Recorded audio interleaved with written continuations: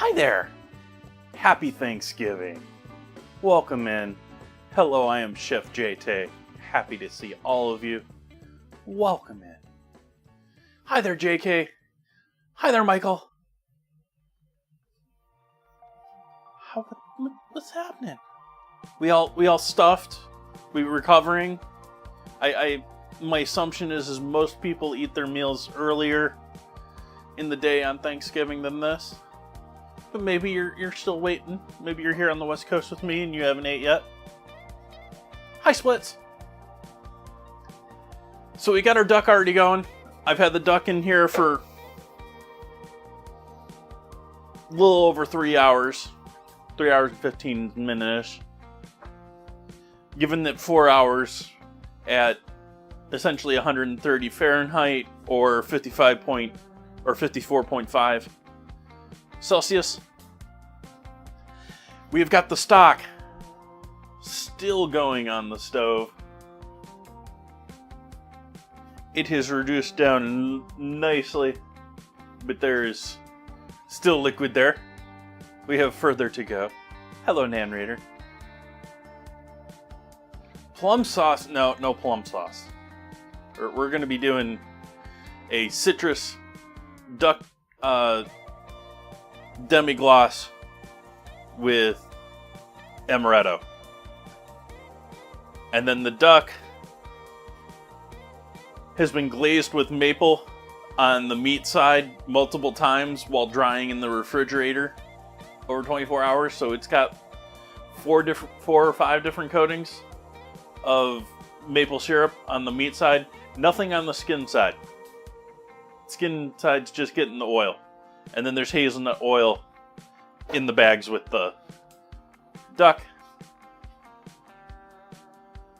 Yeah.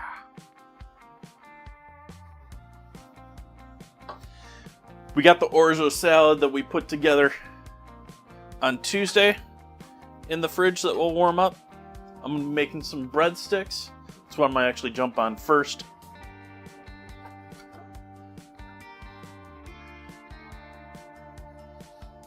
And the real project of the day is figuring out how to make corn and spinach and feta custards without a real recipe for how I want to do it. Hello, Dragon. Welcome.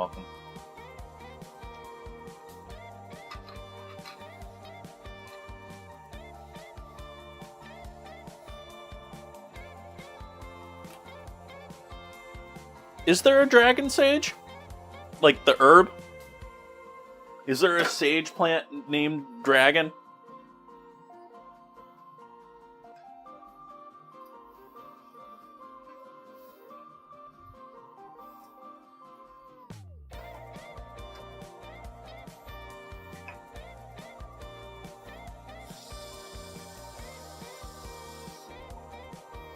We're gonna have to wait a moment for my water to heat back up.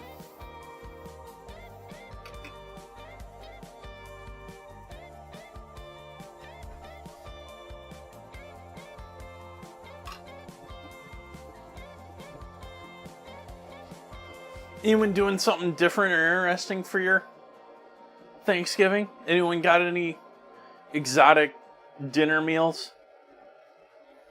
I don't know, maybe most of you are not celebrating because you're not in America. I understand the majority of the world is not celebrating this today.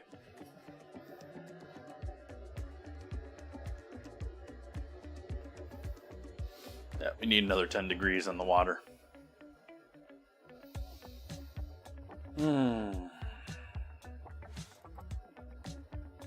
Today's been actually really chill day. I got up and going really early today. I've been doing stuff, but I haven't been rush. I've been I can do that, and then we'll work on that for a little bit, and not gotta get it done, gotta be ready, gotta be.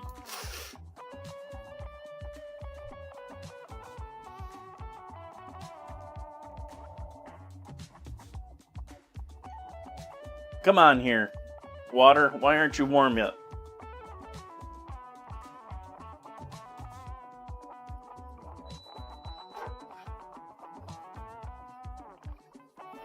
Oh, hey, I need coffee to go along with that water.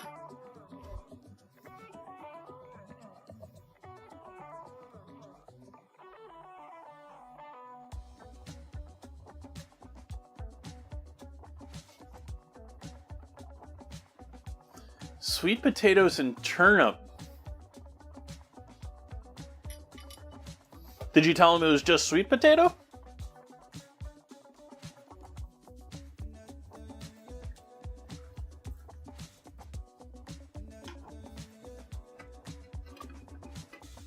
If that's the case, congratulations on getting your kids to eat sweet potatoes.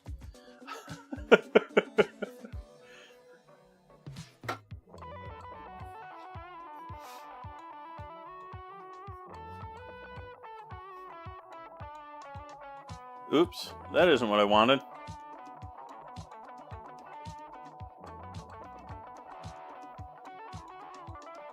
That's what I wanted.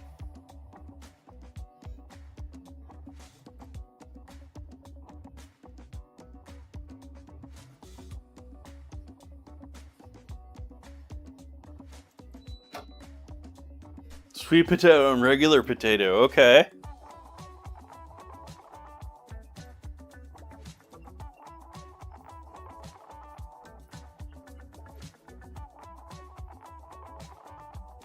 Are you sure you didn't really just have a really dull radish?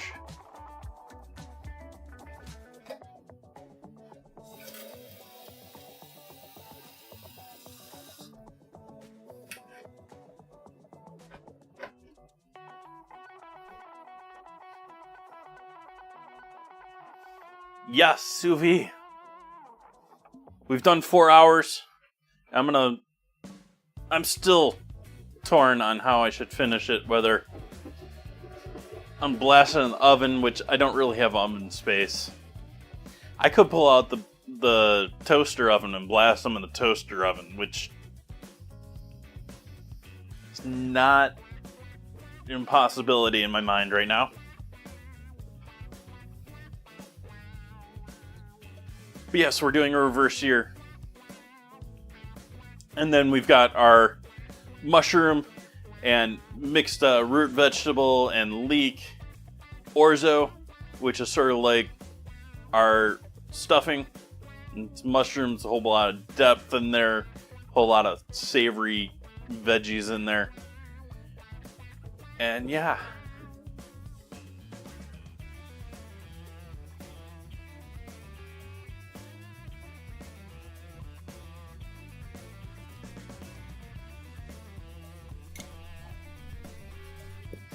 I put a new hummingbird feeder up outside.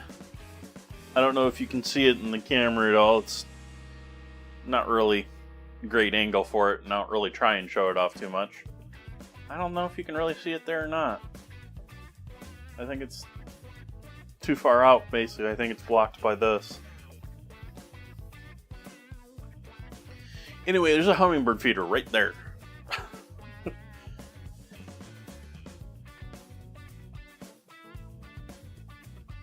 Mine's not a stuffing at all.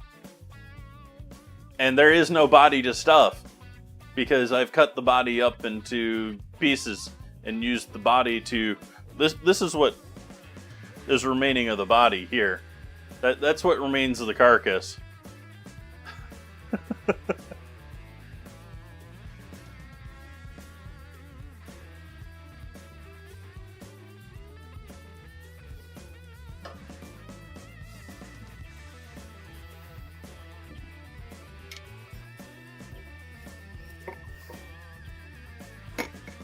This is what remains of the neck, the legs, or the wings, the carcass, and a whole lot of veggies. This has been cooking down since it was up here.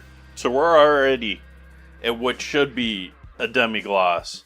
But we're going to strain this and probably go even a little bit further. We need to add some dairy of some sort in this. It's Thanksgiving.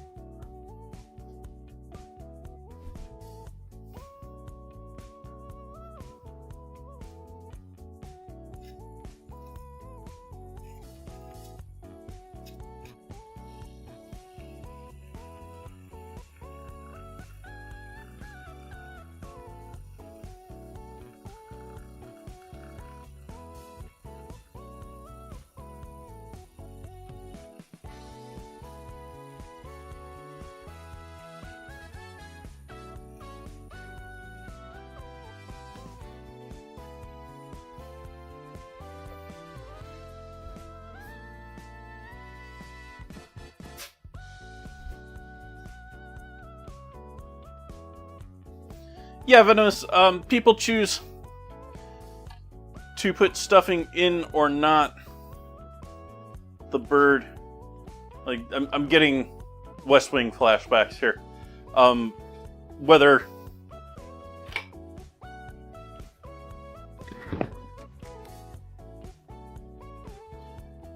they're worried about it cooking through or not. If you put it in the center of the bird, you have to cook through the entire bird, including the cavity with that stuffing, through to a safe temperature. Makes it a little bit tougher. Makes it harder to come out with a better bird. Like, yeah, your stuffing is maybe somewhat flavored, influenced, vice versa. The bird and the stuffing flavor each other a little bit there. But for the most part, it's just a lot of extra work, and you're overcooking your bird to have this stuffing in it. And why don't we do this too for...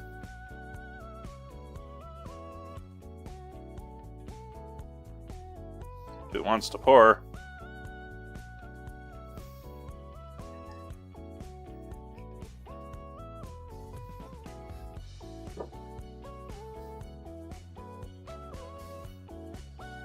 I hope you have all had a lovely holiday.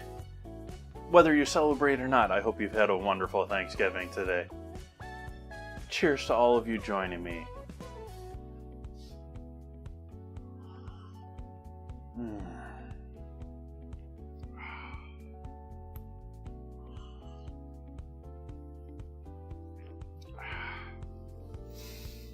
Okay, we're going to jump in on bread first.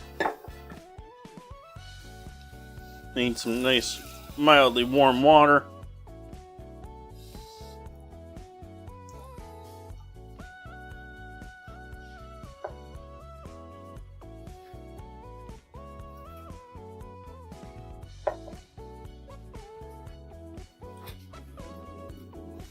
Wake up some yeasties in the water. Got a little over a cup here, just barely over a cup.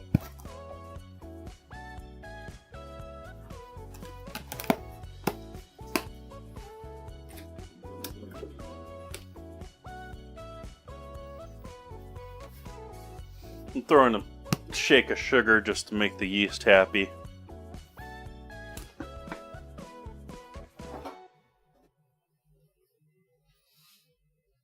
See how long they take to fall into solution. And, well, we'll get going with the flour too. Do I still have? I do not. We'll use you.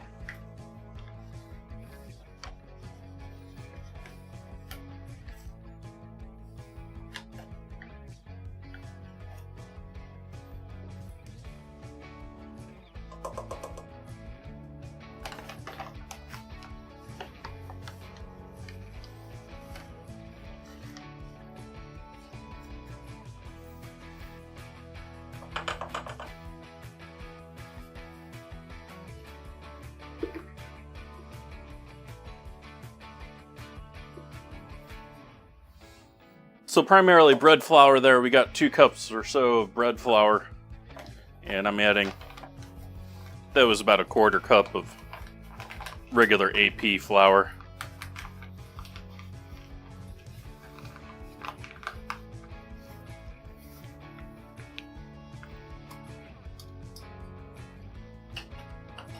Favorite type? That's not a dumb question.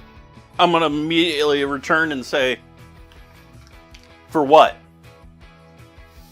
It's not dumb.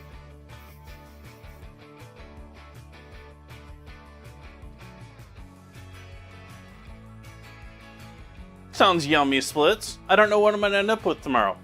I did just put plans for Sunday in the calendar. I'm going to be doing mushroom and hazelnut oil with pork and fresh pasta. We'll keep the flour out. We're putting this flour back.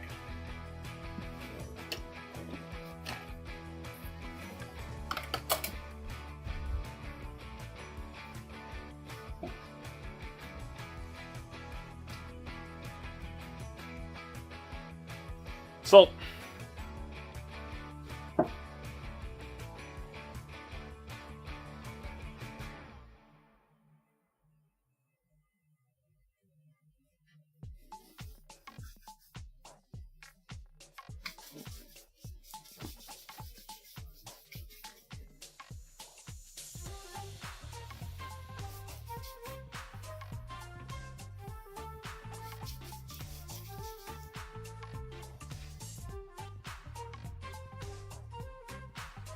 Splits.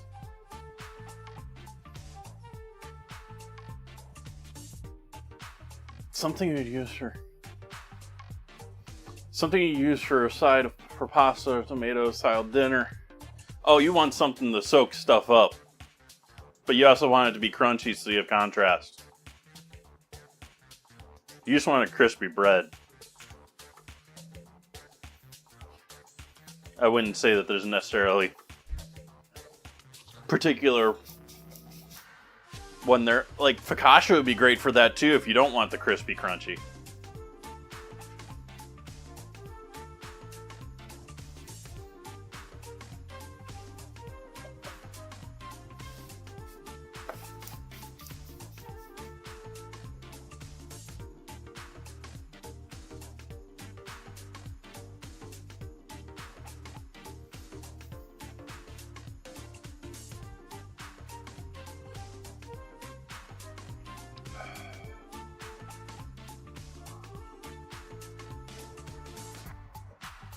Come on, Eustace, wake up. What's keeping you? You got sugar sitting on top of you, and you're still sitting there dormant.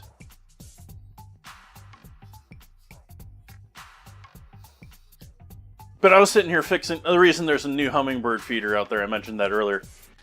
My old hummingbird feeder, I think I'm going to keep it. It's got a nice glass container to it, but the metal base to it's falling apart.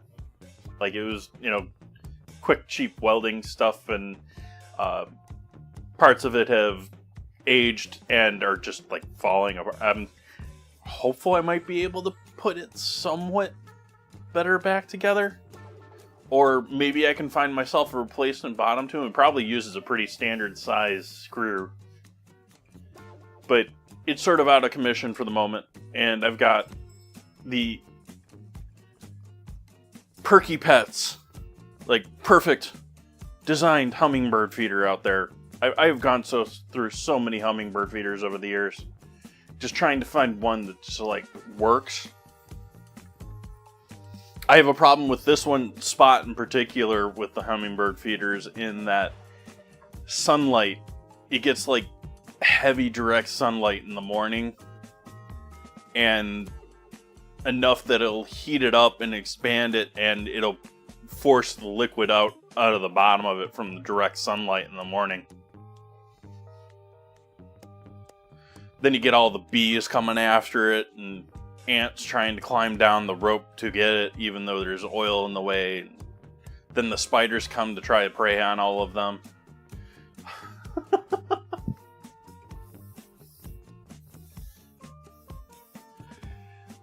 But my old feeder had been empty for a while because it was broke and I didn't want to deal with it. And I noticed today while I was sitting here cooking, there was a hummingbird checking out the feeder that had been empty for months. I felt sorry. And so I filled up the new feeder and replaced it earlier. Nice, Stan Reader.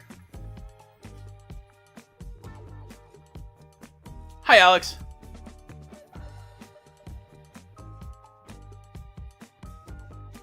I will most certainly have some duck left over tomorrow. I don't know what my plans are. Like, do I have enough orzo to keep that, like, duck? Do I want to just mix the duck with the orzo? All sorts of possibilities there.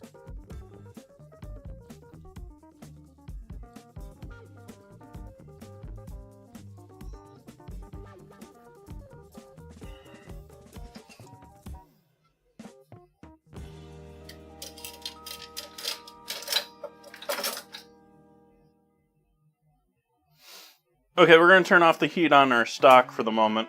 It's still barely bubbling up there, but we'll let that start cooling. We're going to stir this up a bit more. Yeah, we can use a spatula for that.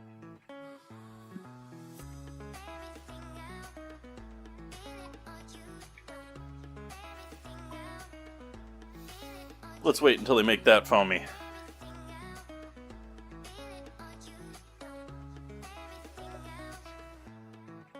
That shouldn't take too long. It's already foaming.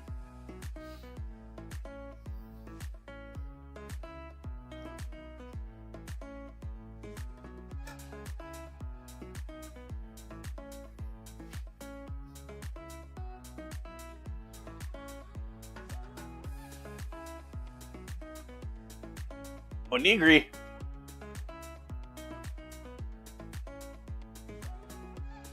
Oh, were you trying to guess the past?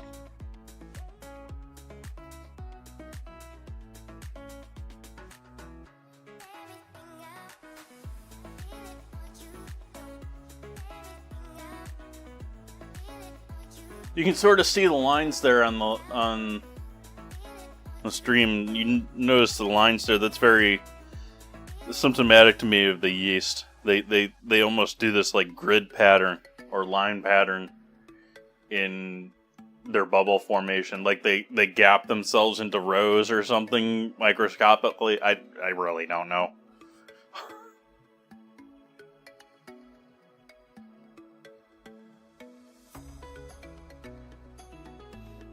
No, this is actually quite old yeast, but I do keep my yeast in the freezer.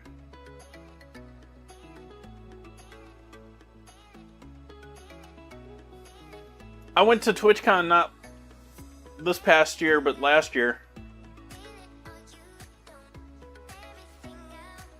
Venomous over on YouTube. Does YouTube really have both chats? Does YouTube really have a convention? Like, I know they have their online thing, their online like week or whatever. I think they just more rely on the other ones, the other conventions for gaming and all of that.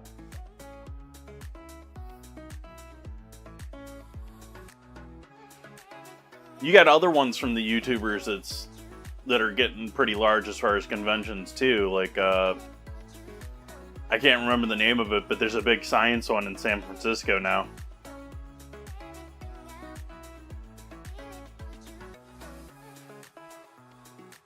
See, I don't even know about VidCon.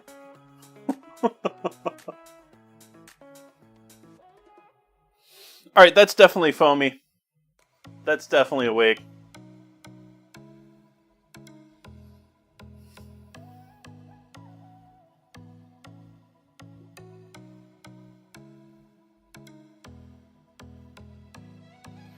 Yeah, Venomous, I'm not opposed to going to one at any point, but at the same time, I don't know if TwitchCon is not hitting very heavy with me right now. I don't know if I'm really over the moon with wanting to go back and spend a ton of money to go there.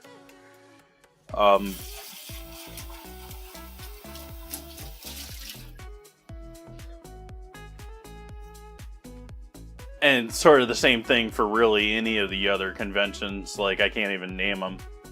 So, but like, I'd love to meet all of y'all, but yeah.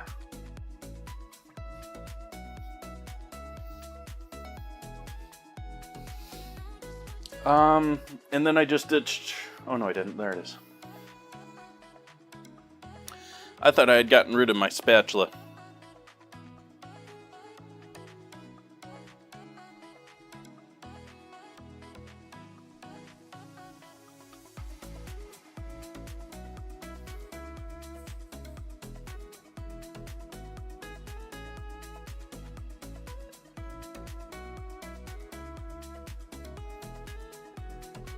Hi, Cosmic.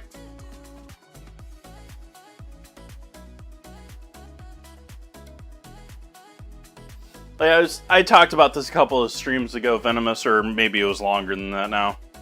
They all just sort of run together in my mind. I talked about how I've been to TwitchCon twice now, and there's a lot of drama over the security that was there as it is now. And not that I'm worried about my security at TwitchCon, but both times that I have been to TwitchCon, I've had harassments or annoyances because of security at TwitchCon that I'm like, this shouldn't be happening in an event this size. Like, this is sort of like petty small stuff that, like, really? Like, it's very, like, Twitch doesn't, I doubt, has the staff to do something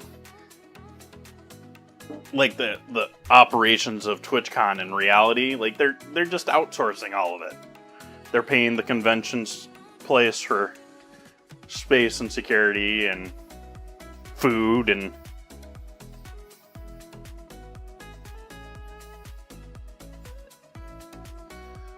the food at TwitchCon is horrible too. Like,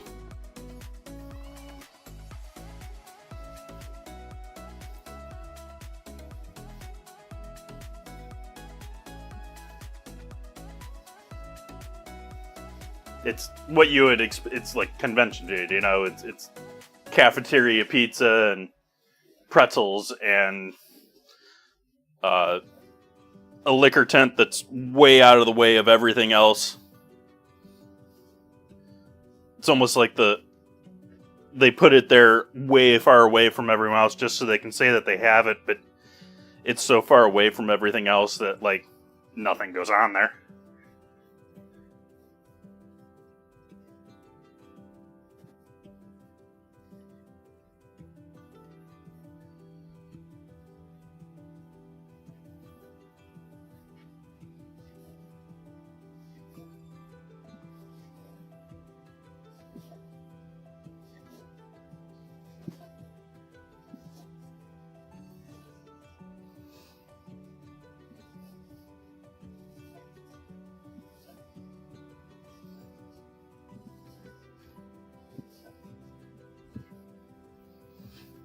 It's partly because it's being handled by these convention people that it is such a problem.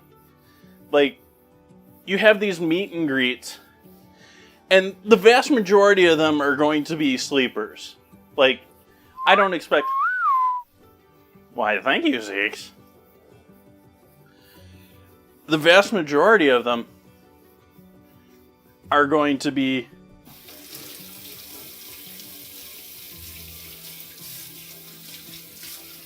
people like me, you know, like, I don't think there's going to be any problems with you meeting me. But there's probably at least 10 or 15 that are going to be like the situation that happened this year, where you have cute streamer and the security is just not there for that. They don't know that these people are, like, the security there are not Twitch viewers. They're not, you know, they don't know who to protect, who not to. Especially when some of them are trying to be low profile in public. Oh, I'm supposed to take my hair down.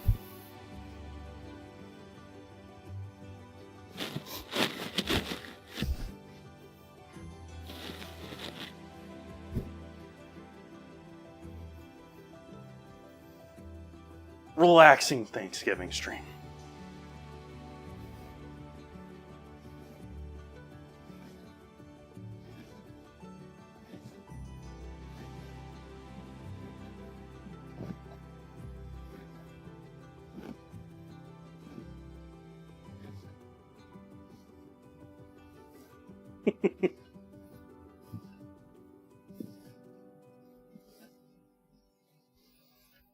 Alright, that's nice and smooth. Has come together nicely. We'll let that hang out. This is going to be our breadsticks tonight. And I'm going to clean the same bowl and use it.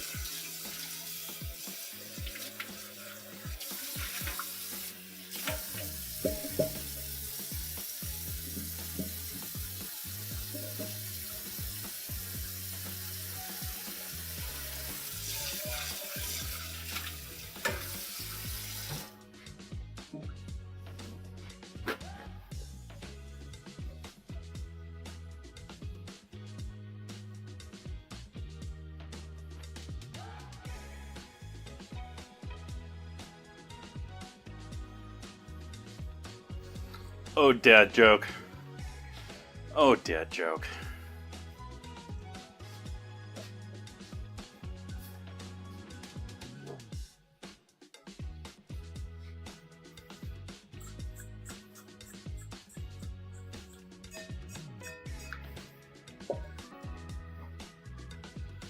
Yeah, the last stream we also spent a good portion of it criticizing you for mixing rice and spaghetti, and then I served Orzo and pasta to myself for dinner.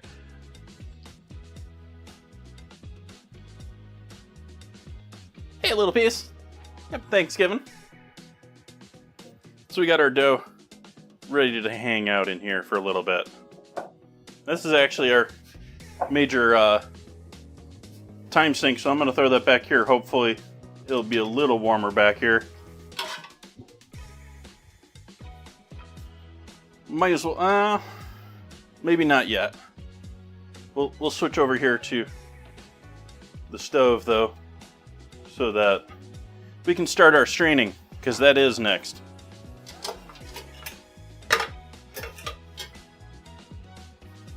We have our stock here that's been going for 2 days now almost. Like, I started on this 48 hours ago during stream. Oof. Sorry to hear that, Zeke. At least you got food now. Yeah. Don't have to plan ahead for the next week. Alright, so we're getting our bones and everything else here. The bones are just...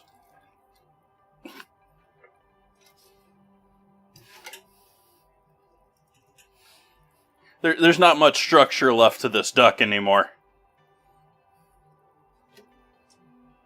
Like, I think that was part of the neck there.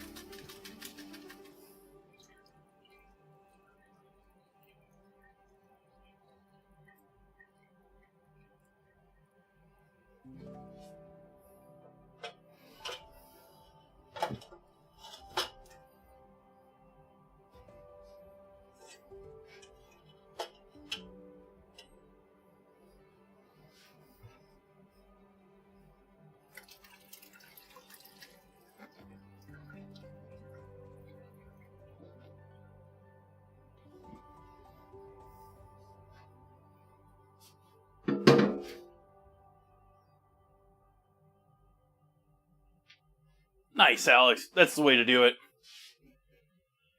Make sure you're around.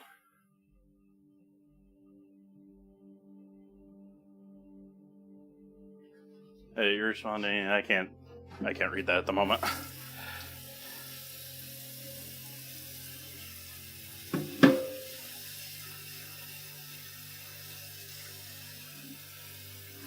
try and get a quick scrub on this pot.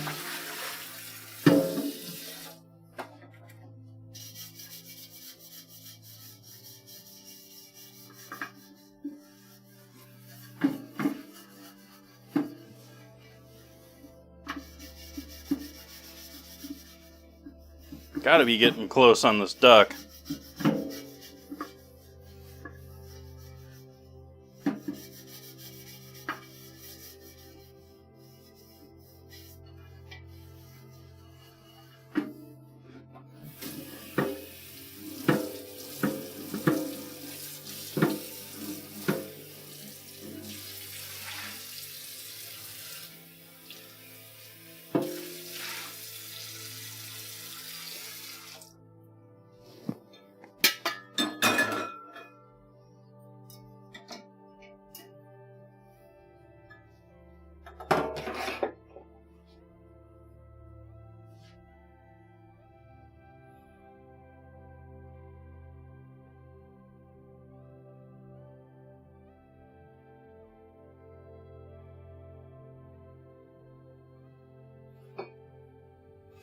Oh, you mean the bird for your the whole, or did you do the carcass separately for something else? I was assuming you were talking about doing it for gravy or stock or something like I did.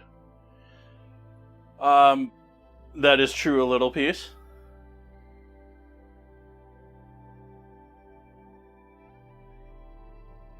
Yeah, that's not a thing here either. Like, it doesn't really get cold here, probably by Cajun standards. I'll serve gumbo. Hot stuff on a hot day is great.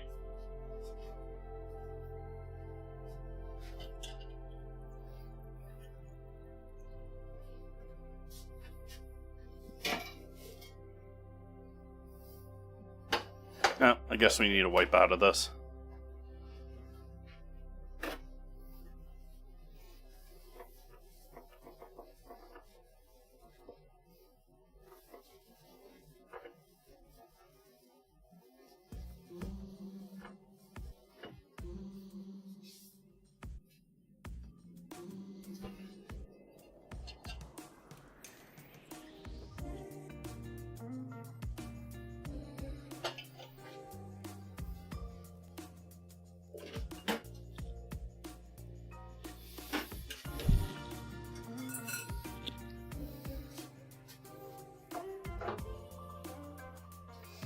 Maybe we'll use a different pot for this then.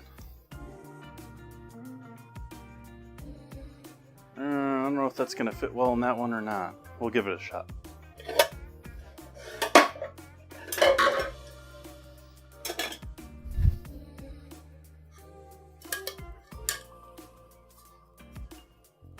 Oh, no, it's not even going to fit in that pan, I don't think.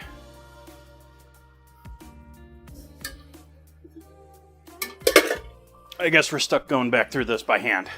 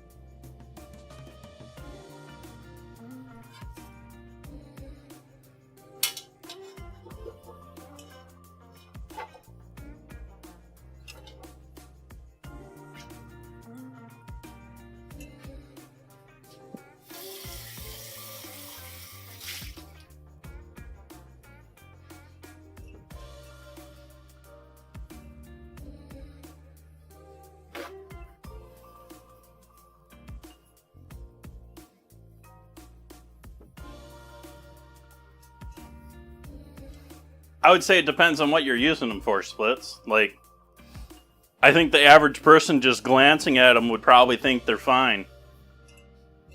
But especially someone who's in the culinary world studying them is going to find weird mismatches and stuff, and it's going to be, that's our last mile stuff.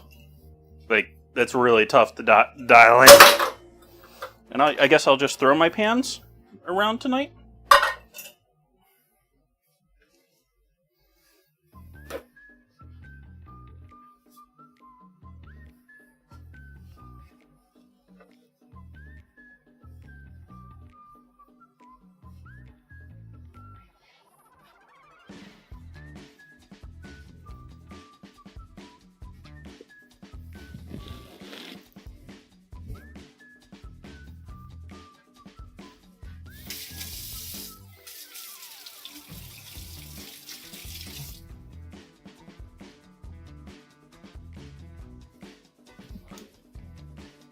Where are you going this year, Cosmic?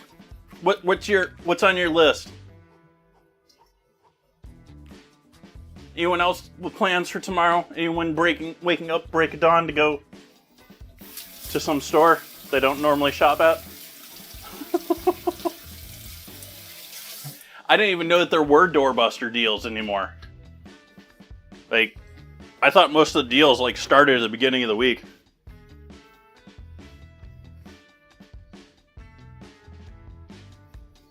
I have a poll up in the Discord because I have no idea what I need to do, but I need to replace that video card in my computer in the other room.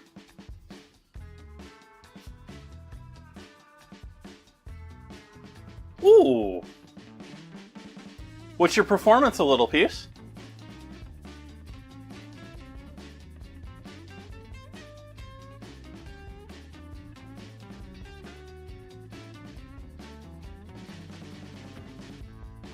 Nice, Zeeks.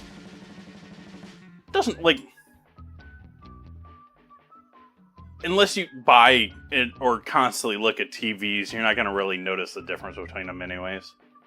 Like, it's your TV.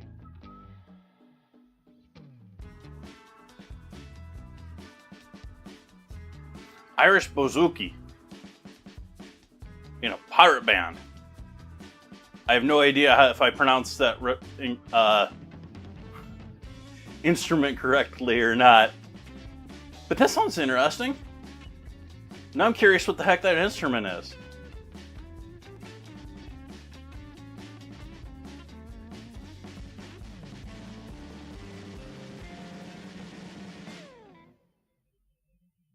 Yeah, I see that. Yeah.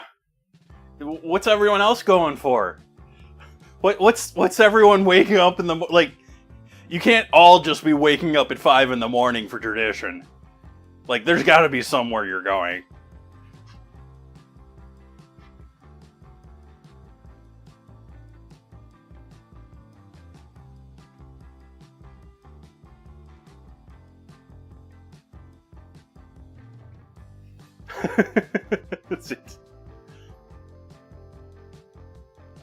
Mission accomplished, Zeeks.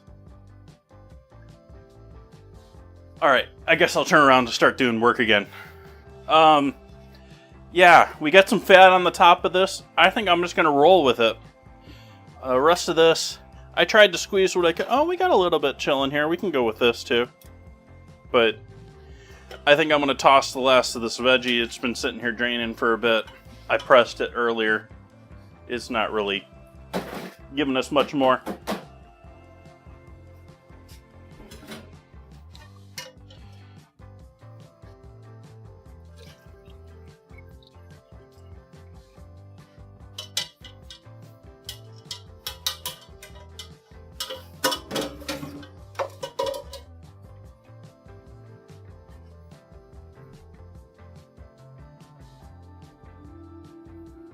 None of those are easy to get to.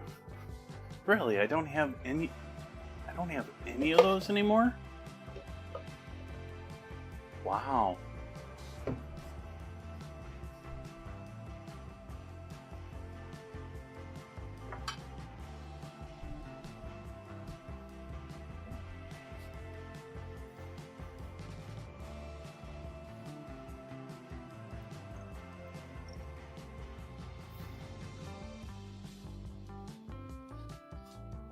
Just to give everyone a nice close-up on what our stock ended up being like here.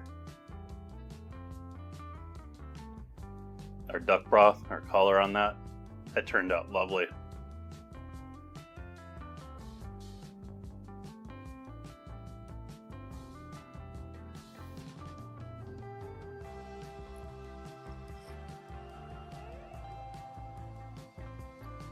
That's buttery.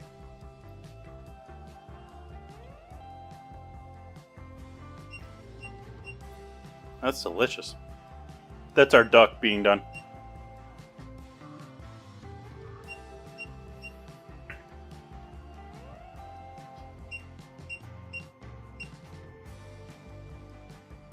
So we'll turn that off. We'll just let that coast until we need that.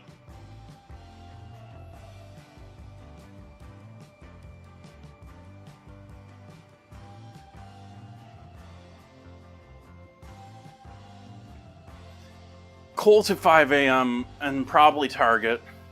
Mall opens at 7 a.m. Really, Target's going, like, I got the impression that Target's acting like they're broke this year. Hi, Soph.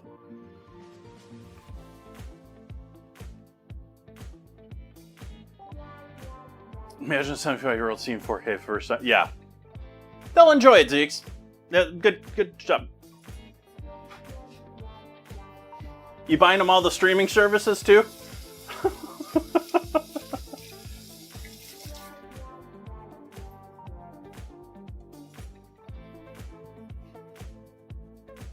Lowe's has free buckets full of stuff at 6 a.m.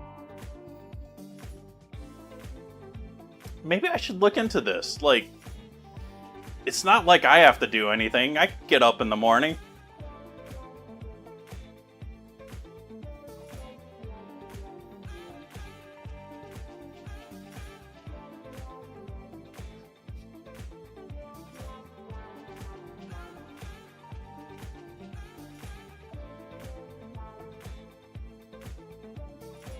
Yeah, Zeeks.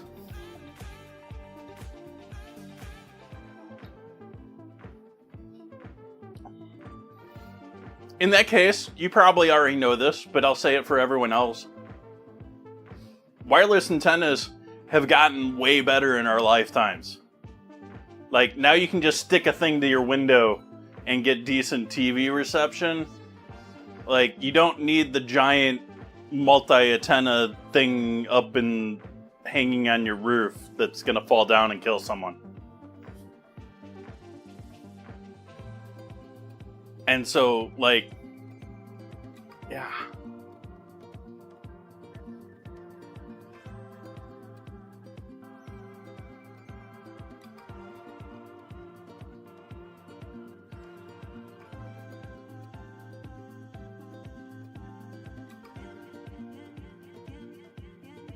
Nice cosmic. That's the way, like, that's the proper way to do it, you know? That way you can dip out and you're not, like, stuck.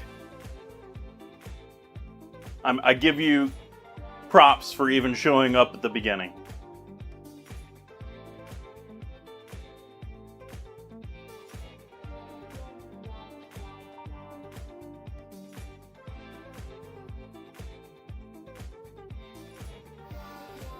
Okay, so heat back on our stock to reduce this down even further.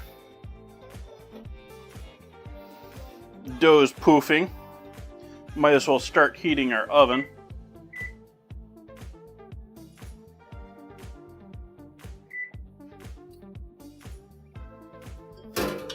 And I'm going to clean some dishes.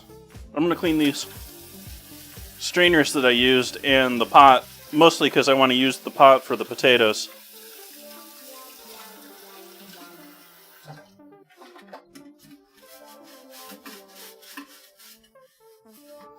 Potatoes. I don't know how many potatoes I'm cooking, but they're big.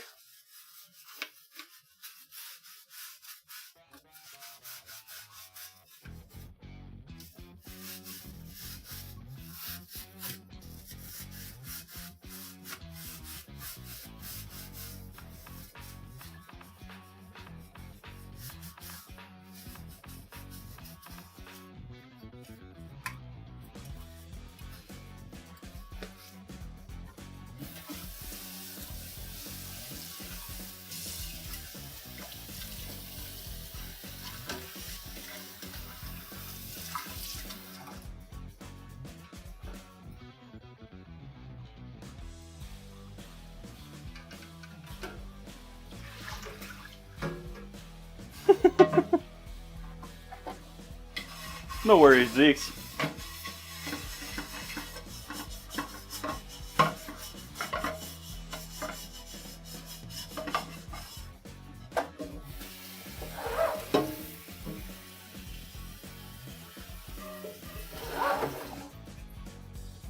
I basically only tie it up for streaming these days.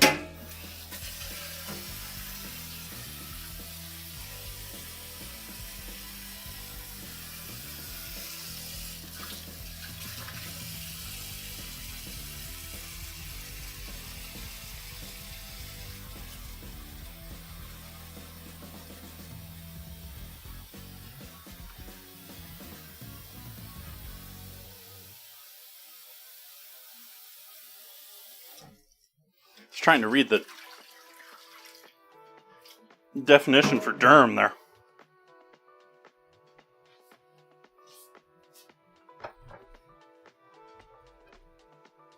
I guess we'll take the tip off of this one. I didn't want to cut into these that much because it's not going to do us good for... I guess we can skin... let's skin these, he says after getting them wet.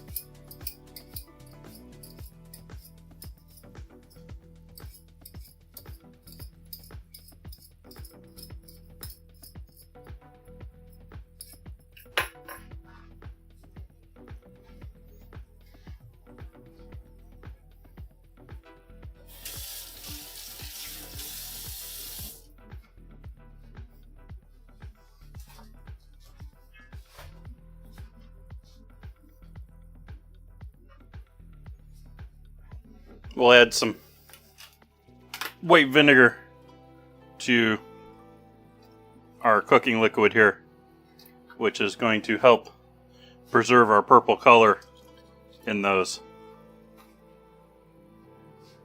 Hi, Bakery. Glad you had a good day.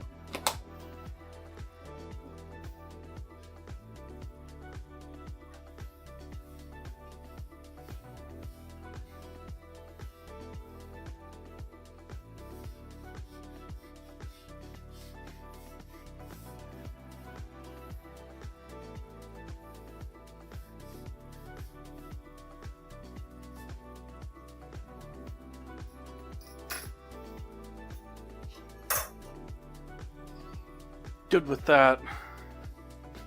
This is looking lovely. Those are looking good. That's looking good. I think we are on to doing corn.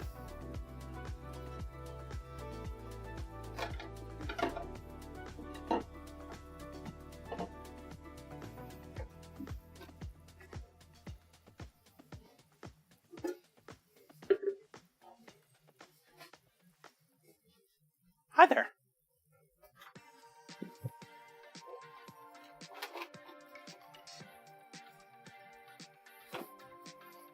Get over here, corn.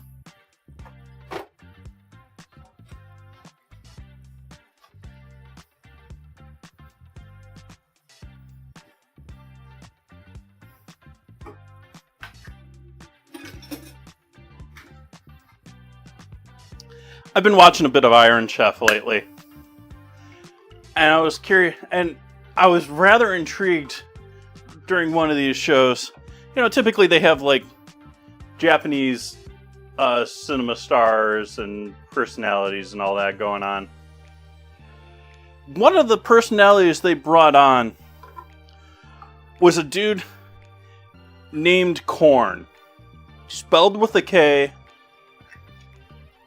And I swear this dude looks just like Jonathan Davis. Like, it's not Jonathan Davis. Don't get me... Like, it's Japanese John Davis.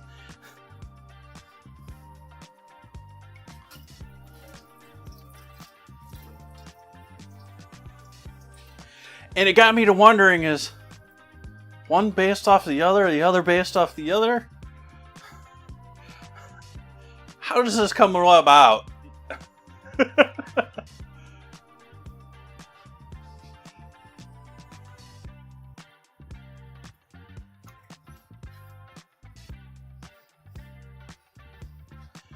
And then you start wondering, media agencies?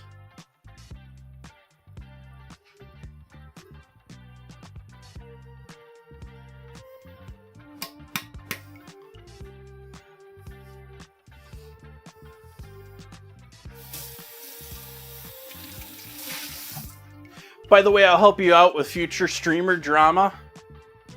A big key to see if something is actually worth caring about is if both of the people in the drama are managed by the same media company.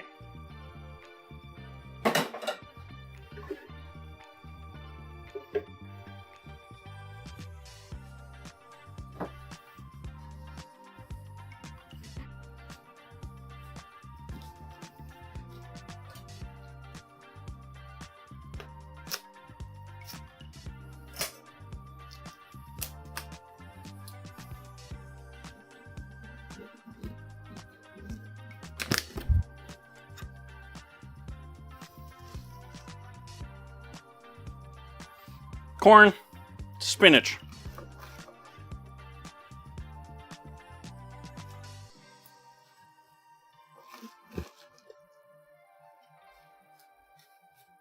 I think that's probably enough in the spinach department. I am going to add a touch of onion to this project.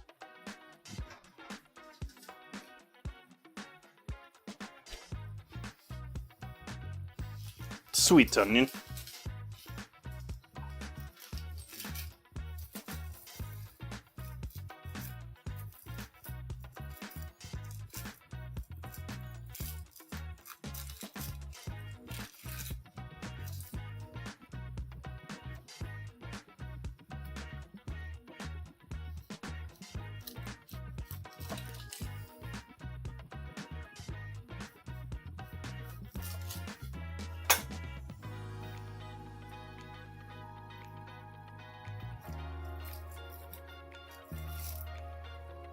I'm amazed all you people are here hanging out after eating all this today. All that today. I'm happy you're here. I'm just sort of surprised.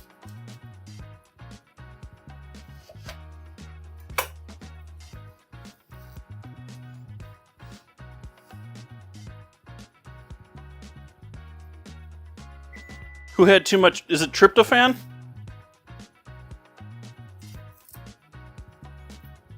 The chemical they used to joke about causing people to go to sleep when they eat turkey. Even though it's in a ton of other things too.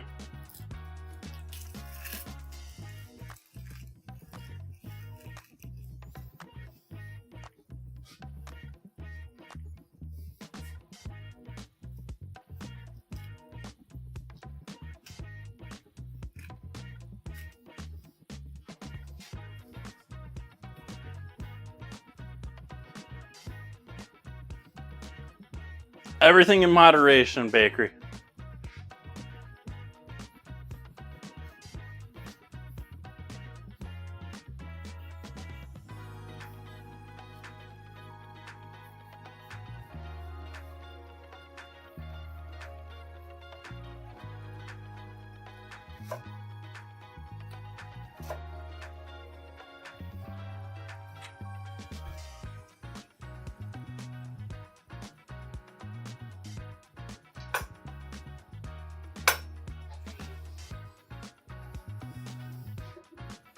Mute for the blender.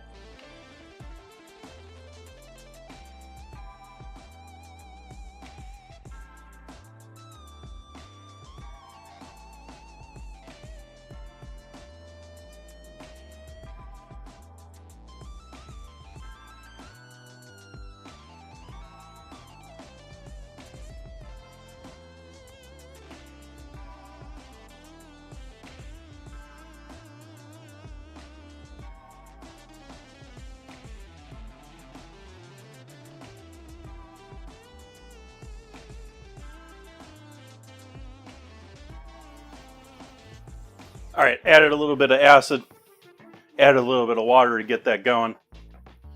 And so now we have the start to this. The rest of the onion, I don't know why I still have this out here. I don't know if I'm using it for anything or not. We got our corn, we got our spinach in there. Now we need our eggs.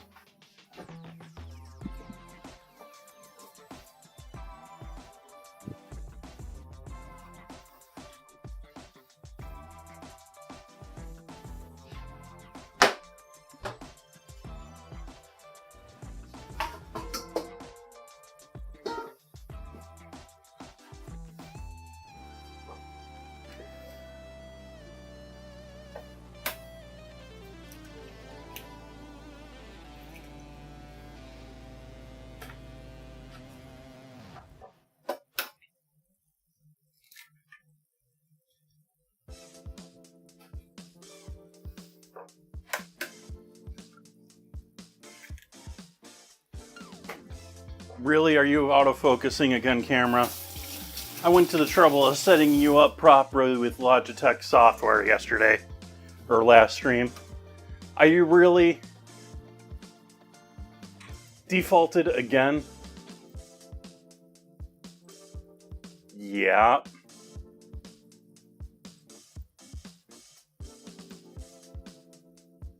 That's annoying.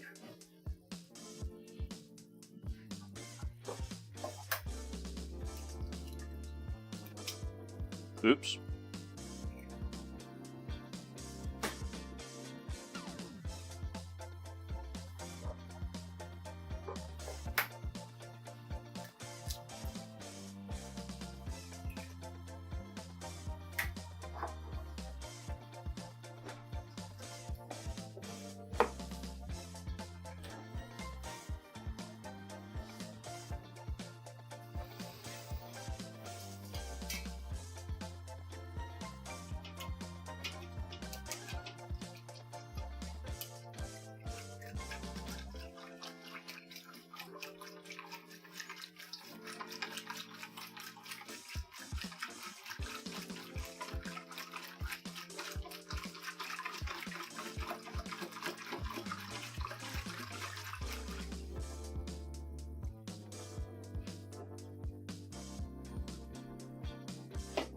Yeah, we'll go with that.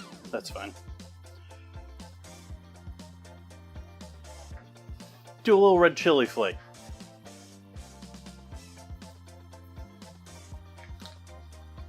Not really trying to heat it up so much as to just add a little. We're not adding more acidity in here, but do I want to add any herbage?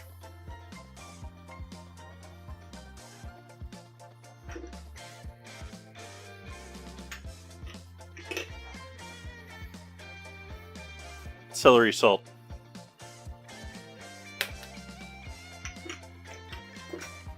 And oregano.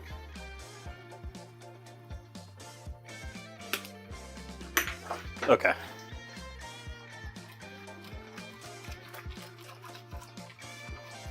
And then we add our onion, corn, and spinach mixture to the eggs.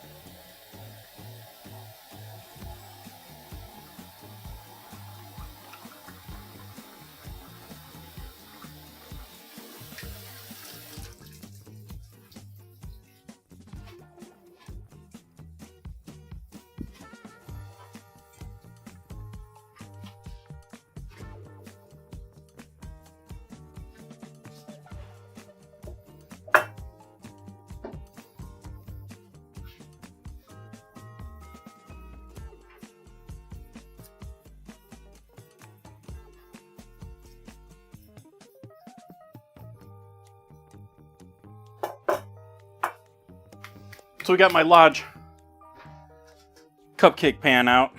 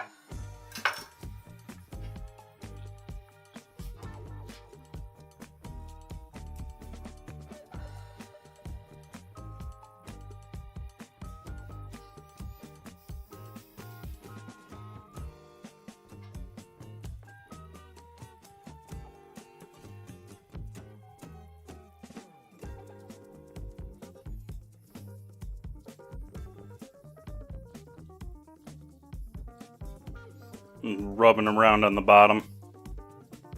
These are just little chunks of butter if you didn't catch that. Little chunks of butter and one little chunk in each of the cupcake tins. So if you're not following along with the spinach custards,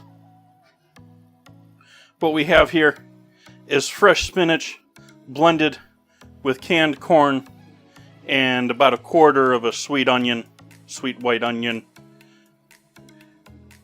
touch of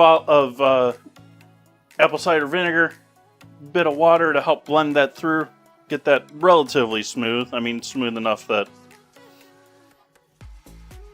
And then there's 5 eggs in there with this. Those 5 eggs are going to go into these 6 cupcake tins. And do I want to pour first, or yeah, let's do pouring first. Let's get a spatula for this too.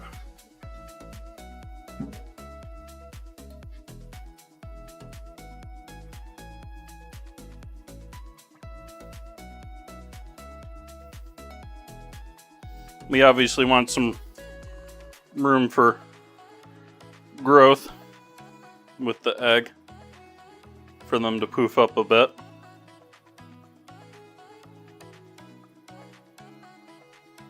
That one might have been a bit much, but we're running out of room.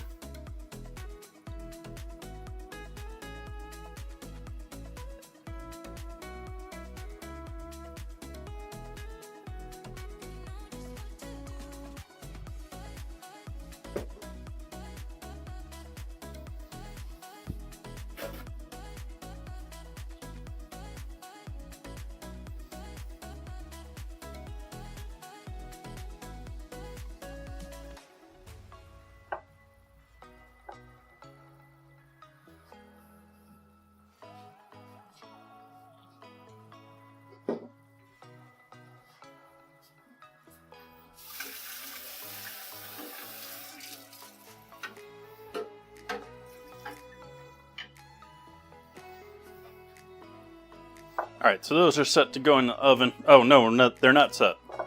We have several other things we need to do here. First off, they all need salt.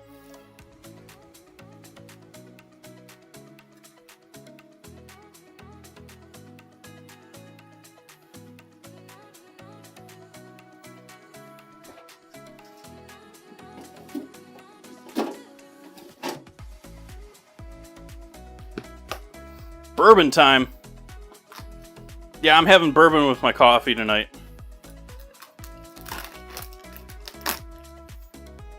And then we got crumbled feta. So we're going to drop some crumbled feta into each of these.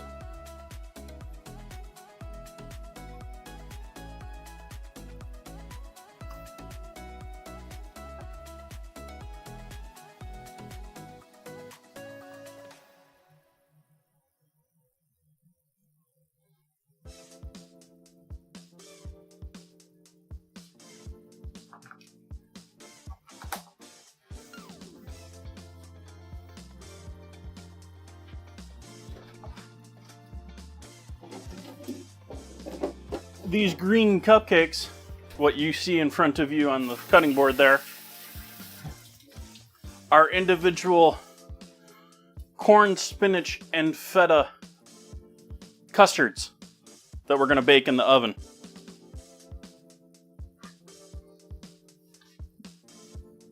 And I'm now thinking that 400 is probably too hot for these.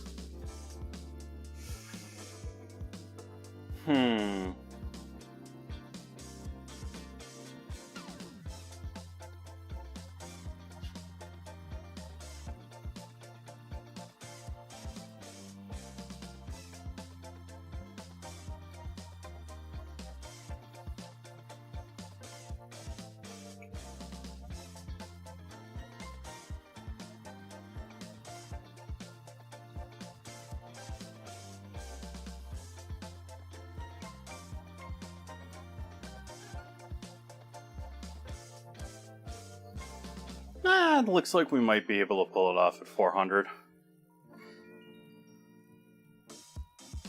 Yeah. Okay. So these are over by the stove to throw those in the oven when they're ready. I'm going to turn the gravy off for the moment, or the stock. That is looking gorgeous on multiple levels. And we haven't even added the other things to it.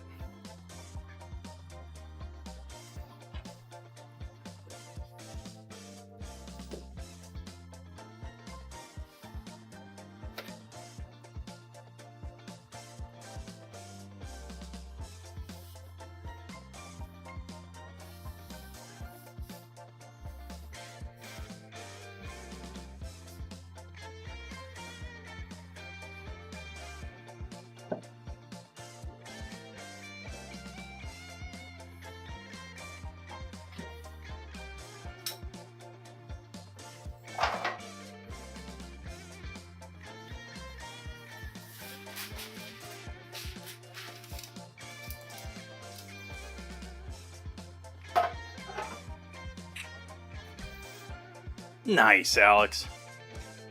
That feels good, doesn't it? Like, not having to reference stuff. I still reference stuff, but I mean, to know it. Like, you don't have to...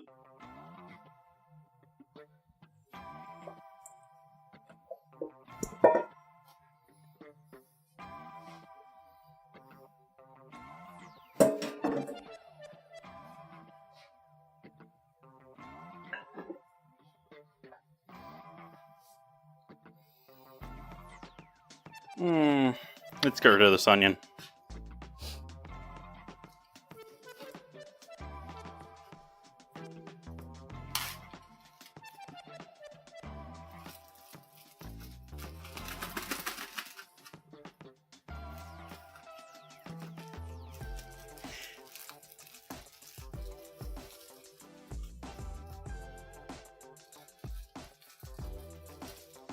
I feel like the recipes they're using for plastics are making them harder. Like, they might be better for the environment, but I feel like they're making plastic bags harder to open and harder to use. Like, the biodegradable bags in the stores are, like, impossible to open. They drive me nuts every single time I buy produce these days. Alright, so we're rolling this out for breadsticks. So I'm not really cross-rolling it too much other than want to square it out a little bit.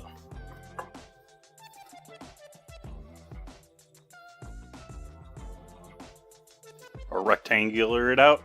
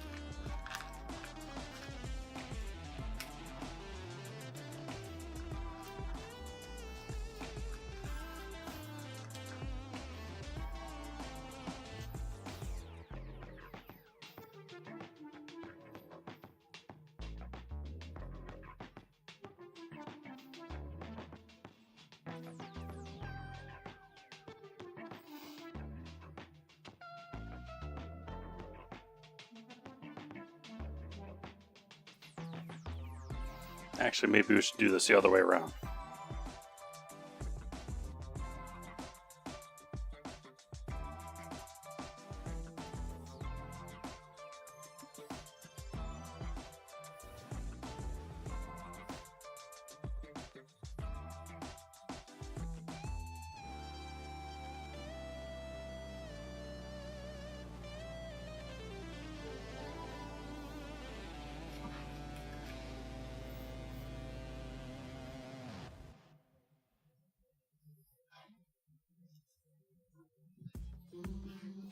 One down, 7 to go, I think. Well, we got 7 breadsticks. I don't know how much bacon we got. I think we got 7 pieces of bacon. 7 pieces of bacon there.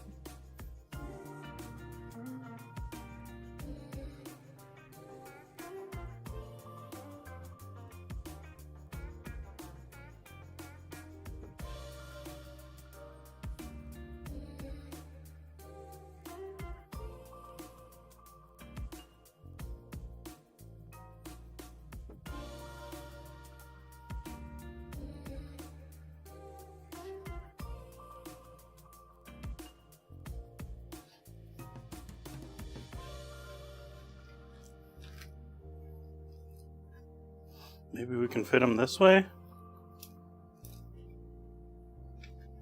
Running out of room on the pan.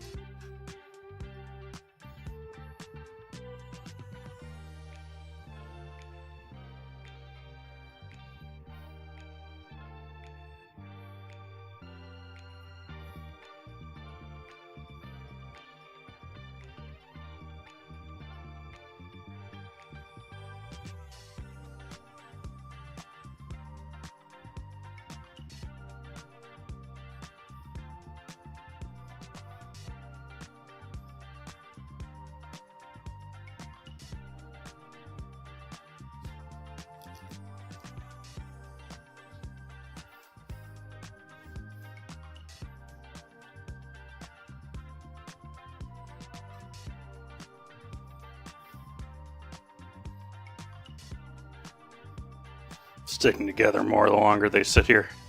So go ahead and separate these last ones.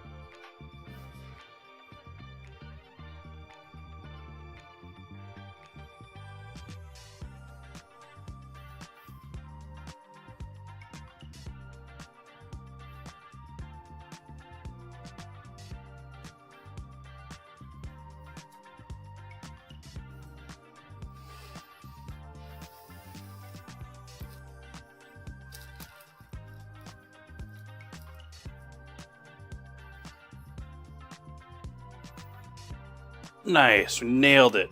Perfect amount of bacon in the breadstick.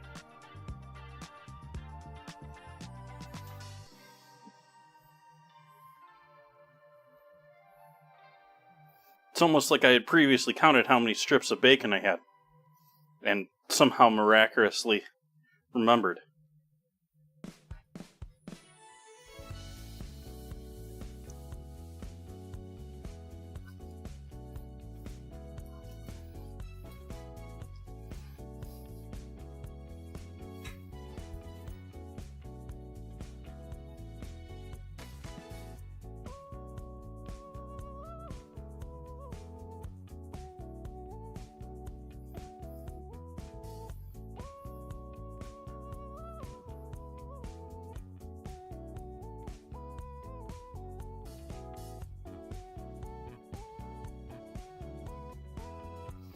Though admittedly, this whole project would have been a heck of a lot easier if I just opened up a pack of crescent rolls instead.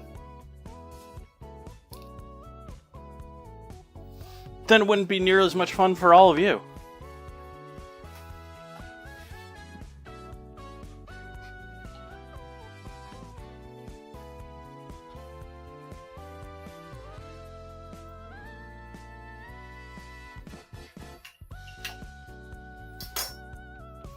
So there is our breadsticks ready to go into the oven.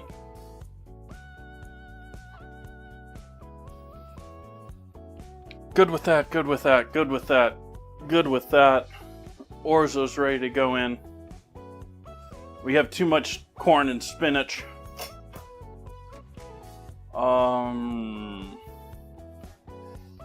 What's next, chat? What do I gotta do next?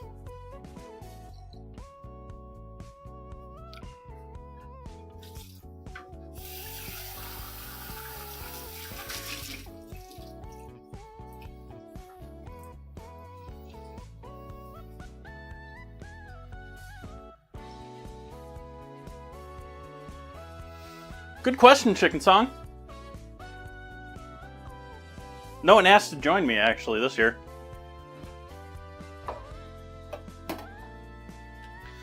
Though, speaking to the person, I would also love to have, like, a once-in-a-blue-moon, like, dinner. But, like, there's no way legally I could pull that off while here in California. At least not with my current home. Yeah.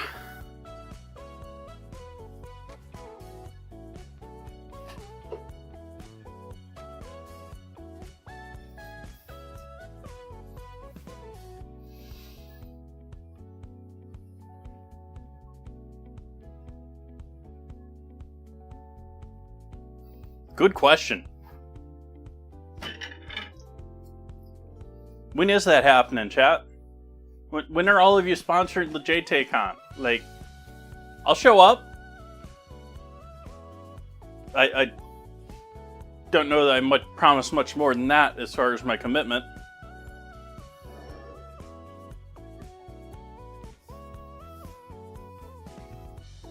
Then again, you have Jay Tay Con, and you might have a lot of football fans there.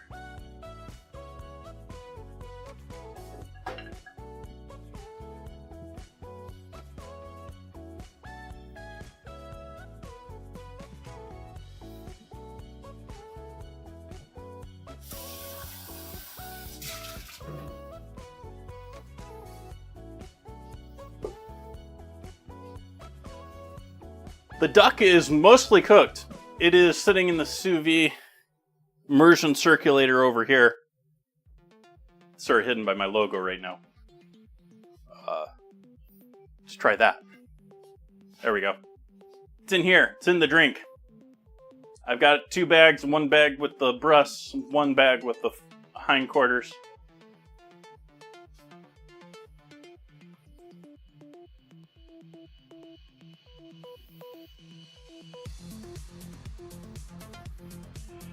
Alright, we want to give this a little time to proof before I want to throw them in. This is good to go, this is good to go. This, I guess we can play around with this a little bit. I don't know if I want to do all of that just for dinner tonight. I think that's quite a bit more than I need just for tonight's dinner. So maybe we'll cut this down to about that. And set this over here to cool down.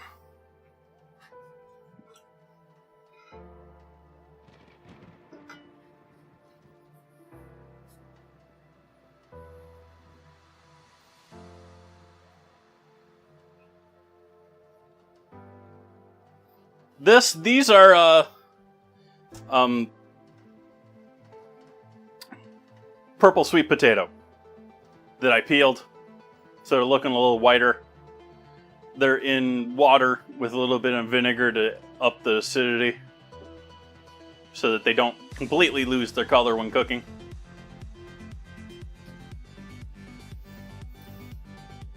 We've got those done. We got these ready to go in the oven. These are our custards. These are spinach and corn custards with feta.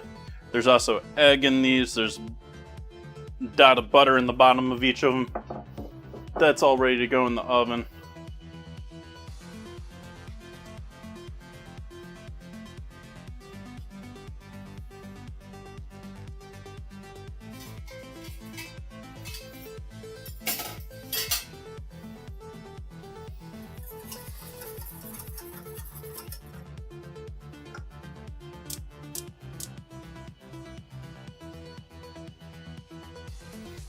Flame back underneath this here.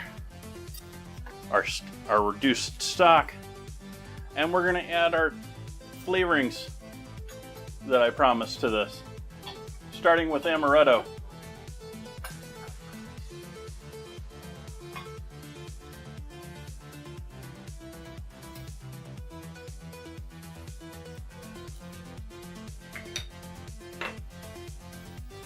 Just a splash of Amaretto.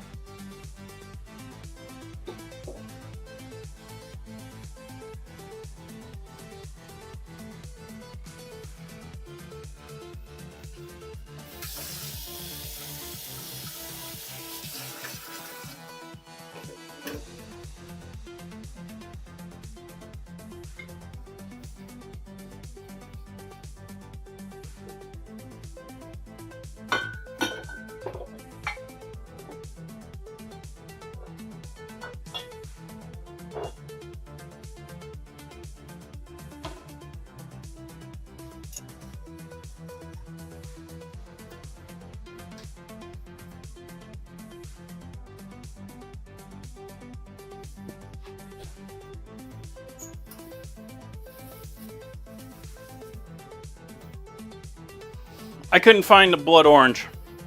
I know I have blood orange on there, but I ended up with a honey tangerine.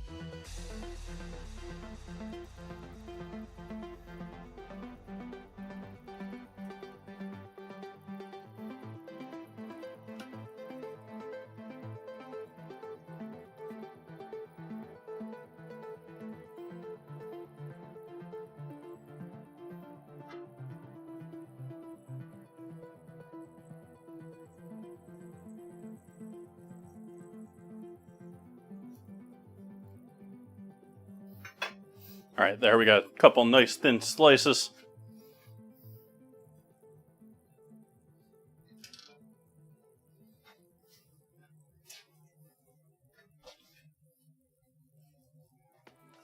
Same strainer we used earlier for the stock. That's why it's dirty. And then we're going to squeeze the rest of this.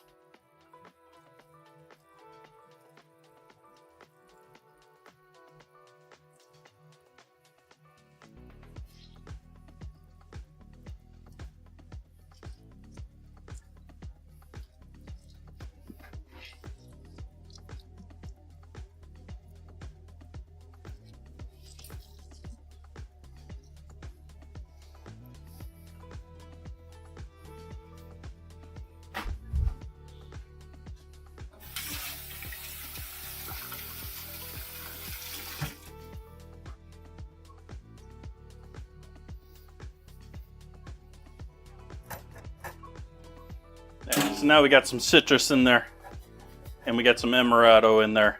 I'll give that a moment to make friends before I give that a try.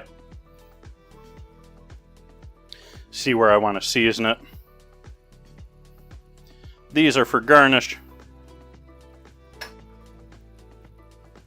Ditch the seeds in them though.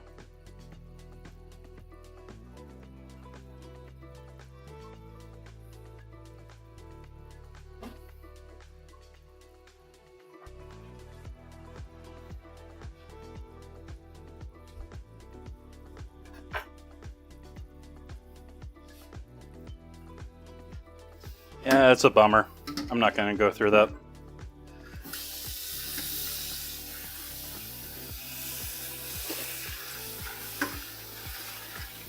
I overguessed how much for my spinach and corn.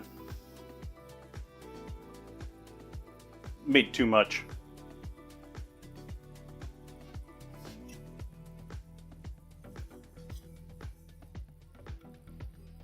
Alright, so let's get bacon.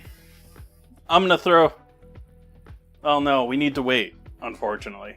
Like, I'm ready for everything at this point. I guess we can maybe turn the sweet potatoes to start boiling. I'll give you a timeline, because we're gonna cook them, we're gonna mash them. It's probably hour-ish from now, considering they're still whole. Welcome in, Ozzy. We have lots of wonderful stock. I'm only using some of it for this, for those that are just joining in. We have this. Look at the color on that. Color on that is just gorgeous. It's a brown that's just almost red.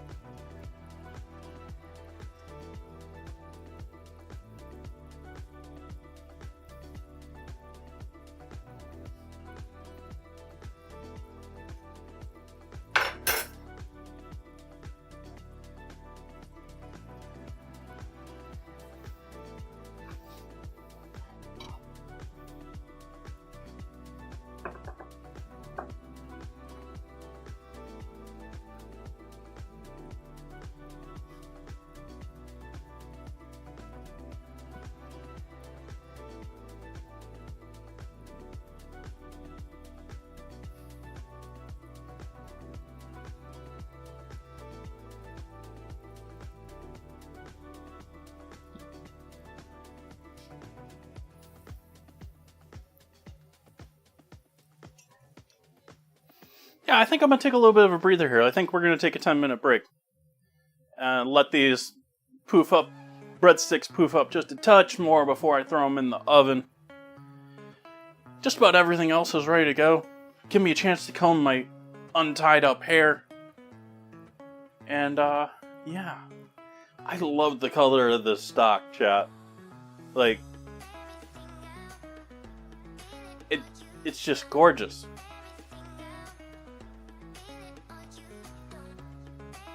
Alright, I'll see all of your lovely faces back here in about 10 minutes.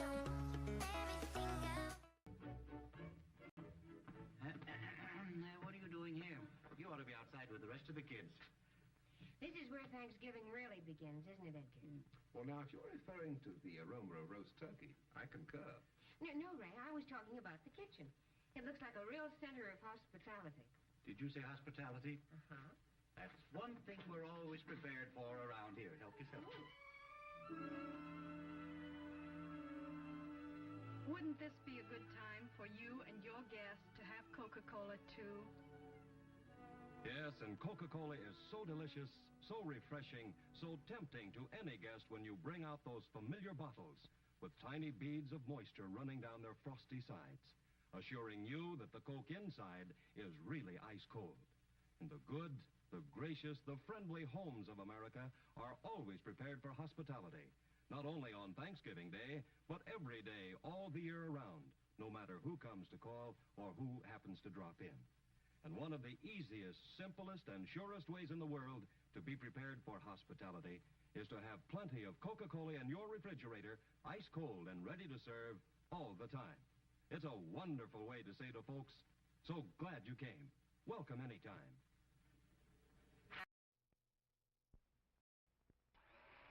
It's the newest, most exciting sound in town. It's a General Electric blender that's going around. Completely new from base to lid. Take it apart, see what they did. The non-skid base is the lowest you'll ever see. The decanter has a 36-ounce blending capacity. The non-spill lid is really smart. For blending convenience, it comes apart. Add additional ingredients, if you will. Look, no splash, see no spill. Put them all together and you know it's true. The General Electric blender is best for you. If you want to know another reason why, It's only 10 1/2 inches high. stores easily on the counter or on a shelf. There's 1,000 things you can make yourself. Make party spreads. Great cabbage heads. Blend the meatloaf for a family of 8. Make ice cold drinks you'll appreciate. Now's the time for you to buy the General Electric blender. Did he say only 10 1/2 inches high? Yes, sir. If you want real entertainment, the best place to find it is in front of a General Electric Black Daylight Big as Life television set. Sports, comedy, drama, news, music. Yes, they're all yours, merely at the turn of a dial. This model has a big 16-inch black rectangular tube that lets you see everything that the camera sees, true to life and as big as life. Sparkling contrast and sharp focus give you pictures of such clarity that you feel you're right there on the scene. The cabinet, designed and constructed by America's leading cabinet makers, fits gracefully into any type of room. Genuine mahogany veneers, hand-rubbed for lasting beauty and durability, are just one example of the painstaking attention to every detail, which makes this cabinet one that you'll be proud to have in your home. The precision engineering and careful assembly techniques used in making this General Electric Black Daylight television set are your assurance of television at its finest. See it in operation at your General Electric dealers tomorrow. And when you see it, well, you'll know that you're seeing the best. No, Jane and Ann aren't the Crest testers here. Their daddy is. You see, Crest also showed it worked for older people like the Allbrands before it became recognized effective against cavities. Jim, when were you in this toothpaste test? Back in college. Let's show the story filmed at a recent reunion. Well, Jim, how did you become part of this toothpaste test? The dentists at Indiana University asked us to. Did many others join you in the test? Quite a few. 246, as a matter of fact. Did every one of you use Crest in this test? We use Crest. Their side, regular toothpaste. Do anything special? No, everyone brushed as usual for 2 years. But your group had 34% fewer cavities with Crest. You know what's happened since these tests, Mrs. Allbrand? Well, a lot of us use Crest. And Crest has become the only toothpaste recognized effective against cavities by the American Dental Association. Their Council on Dental Therapeutics reports Crest has been shown to be an effective decay-preventive dentifrice that can be of significant value when used in a conscientiously applied program of oral hygiene and regular professional care. What's your program, Mrs. Allbrand? Wash between meal treats, brush often, and have regular checkups. And use Crest, of course. Crest with Fluoristan, the only toothpaste recognized effective against cavities. Now, at your favorite grocery store, the most amazing food wrap ever developed, Saran Wrap. Have you tried Saran Wrap? It really is amazing. Saran Wrap is crystal clear plastic. It keeps everything you wrap in plain sight. And look, Saran Wrap clings like magic. It makes a neat package of anything you wrap, without strings or tape or rubber bands. Food stay fresh far longer and tastes better, too, because the flavor is locked in. Now you can prepare sandwiches for picnics and lunch boxes ahead of time and be sure they'll stay fresh and tasty. You see, Saran Wrap is a wonderful time saver as well as a food saver. Prove it in your own kitchen.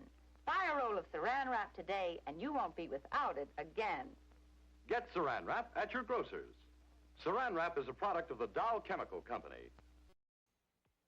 Now, class, Mr. Tiger will show us how Kellogg's Sugar Frosted Flakes cereal starts out. Is the flake field? It's a cornfield. Kellogg's toast corn to golden flakes and adds a secret frosting. Helps keep them extra crunchy and delicious. It's part of your good breakfast and tastes. I know, great! Sit down to breakfast with Tony, and you'll discover why it's great. Mr. Tiger, you're wonderful. Oh, shucks. Rice Aroni, the San Francisco treat. Rice Aroni, everybody's got the beat. Started out where cable cars play this song. Not right at home before very long. Rice Aroni, the San Francisco treat. From San Francisco, famous for food, comes Rice Aroni, the exciting new side dish. Here at last is a welcome change, a change from potatoes. Now you can serve Rice Aroni, a delicious side dish with meat, chicken, or fish. And you make Rice Aroni in minutes. Everything's right in the box. A packet of soup base, rice, and vermicelli that you brown in butter. Add the special herb-flavored broth, and in minutes, Rice Aroni. Fluffy, fragrant. A wonderful change from potatoes. Rice Aroni, the San Francisco treat. Hey, new Kellogg's OKs. Note the improvement? They put a bear on the box, which improved it so much, they decided to improve the cereal, too. Oh, come on, Yogi. Let's be serious about Kellogg's new OKs, okay? Like the Space Bears say, okay. Well, first, how nutritious are Kellogg's new OKs? Well, they're made from oats. And of all grains, oats are the richest in proteins and rich in other bodybuilding essentials, too. In fact, some people consider it their duty to eat oats. Yogi. But now, with a really delicious oat cereal like Kellogg's OKs around, people can have their oats and enjoy them, too. Especially Kellogg's new OKs. For Kellogg's new OKs are crispier... Cripsier and toastier, and therefore tastier than ever. So for the best in oats, get Kellogg's new OKs. The one with the bear on the box. Suitable for Freeman. Welcome back. You can get the camera back.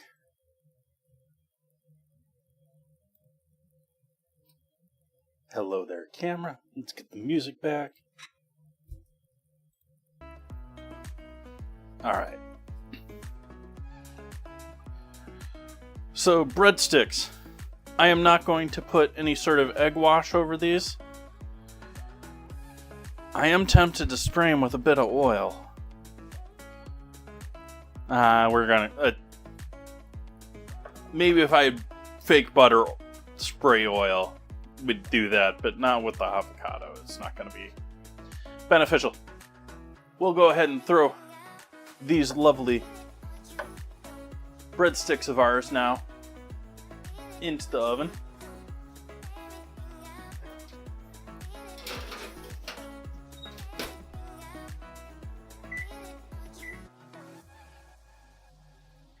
We'll take a look at those in 20 minutes.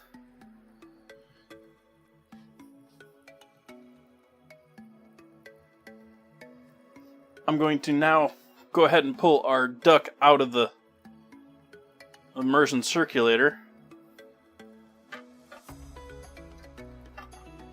Might as well unplug it from the wall while we're at this too, before we get our hands wet and get our hands in the water.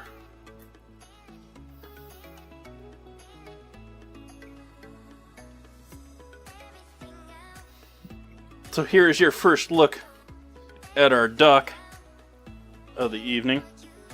We have our hindquarters, we have our breasts that have now been cooked at 130 degrees. They were sat with maple for 2 days in the fridge, essentially, or a day and a half in the fridge.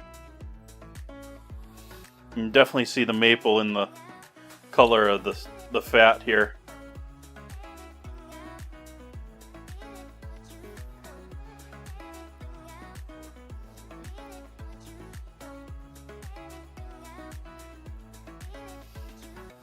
And the oils you'll see, or the liquids you'll see in here is, well, there's a little bit of maple that was on them because I moistened them with a fresh batch of maple just before I put them in the bag. But I would assume the majority of the liquid in these bags is the hazelnut oil that I splashed all over these, or their own fat that have rendered out during this. Although that's a little on the lower side to render out all that fat.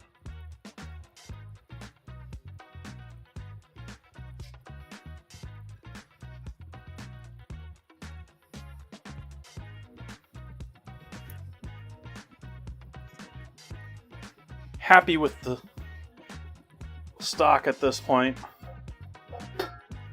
or our Demi gloss. I'm calling it a stock, but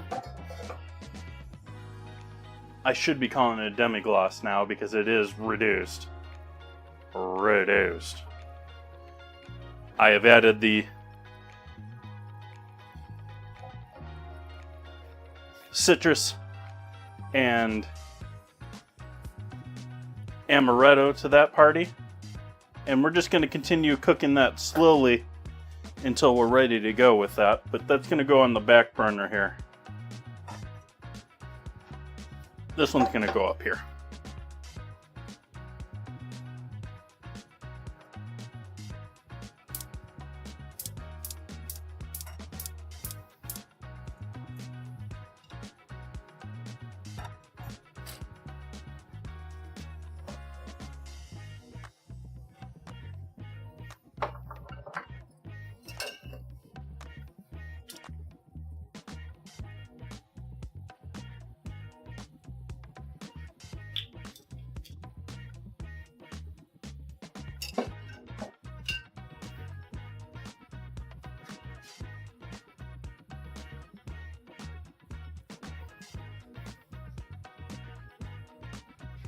This is going to be where we're dealing with our duck when that happens.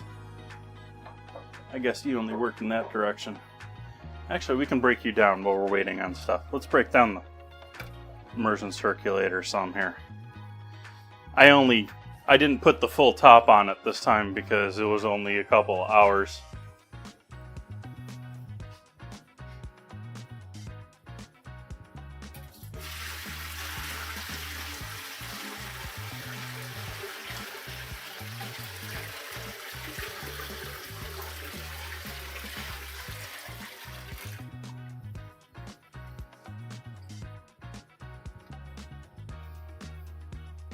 I've shown how the immersion circulator works before. Anyone out there not seen that or curious in me explaining it again?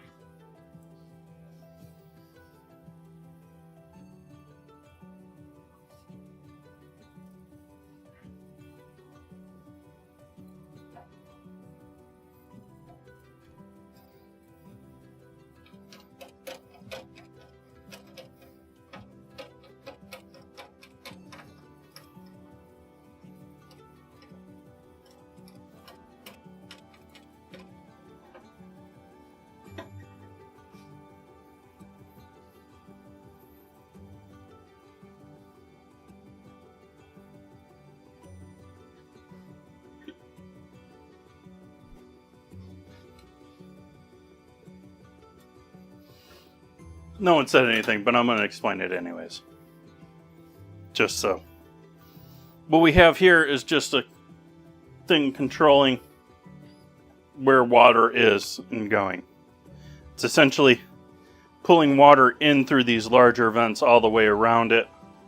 It's then shooting it down through the hole in the center of that, which forces it out of the smaller hole here, so we're compressing it. Even the water doesn't compress, so in other words, we're speeding it up by compression. And then in this half, you have a temperature probe, you have a heating coil, and you have a fan.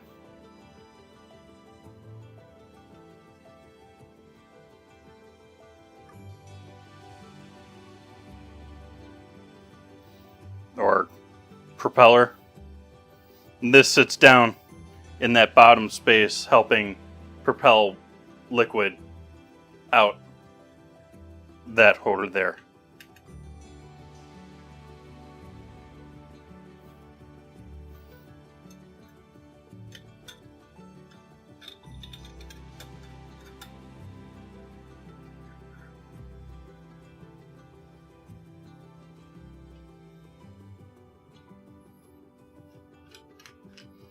I'm very happy with Sous Vide. I use this a couple of times a year, but I've gotten, I would say, enough use of it over the years that I shouldn't say that because it's going to break if I do, but this has been a lovely machine, and I'm very happy to have gotten one of these before they all started to want to be run by apps. And so this doesn't use an app.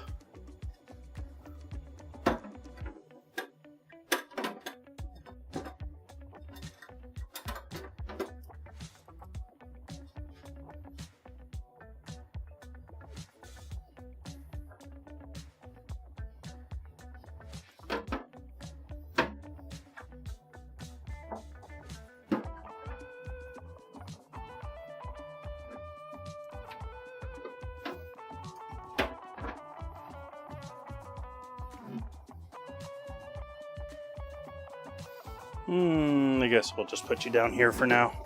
I'm not getting you back in your proper shelf space yet.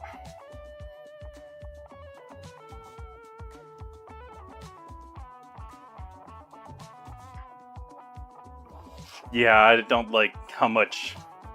On one hand, it's nice that things are controllable, but I hate how proprietary all of it is. You know, you got to use their app, and you got to have their tracking software on it, and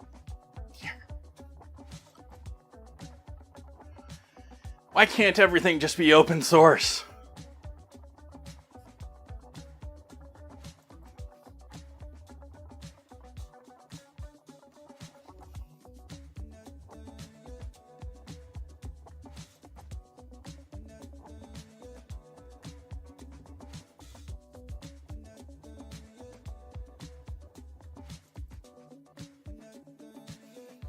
I just added an Instapot to my wish list for this year.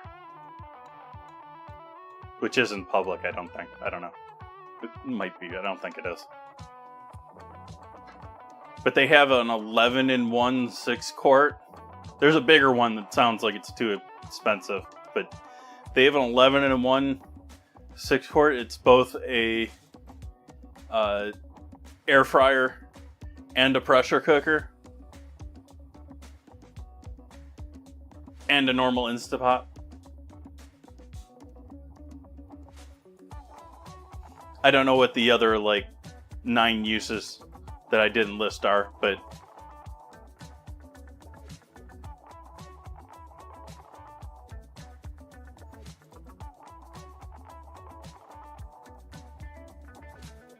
Yeah, there was,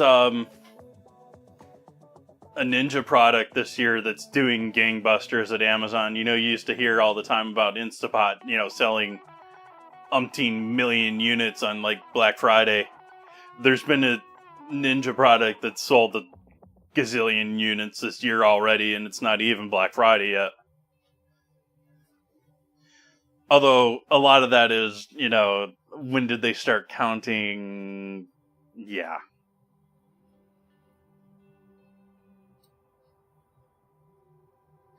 I've never really gotten into the Ninja products. I have a Creamy. That is the one Ninja product that I have in this house. And I don't have the newer one, and I don't recommend the newer one anyone looking at it. The soft serve thing is not worth it. Get the smaller one. It's like $100 more so that you can have this second action. Probably runs off the same motor. It looks like it's going to break easily. It doesn't really do anything but take the same thing that you've already created with the normal Creamy and pushes it through so that it acts like it's soft serve. You already have the soft serve, you just don't have it piped out nicely.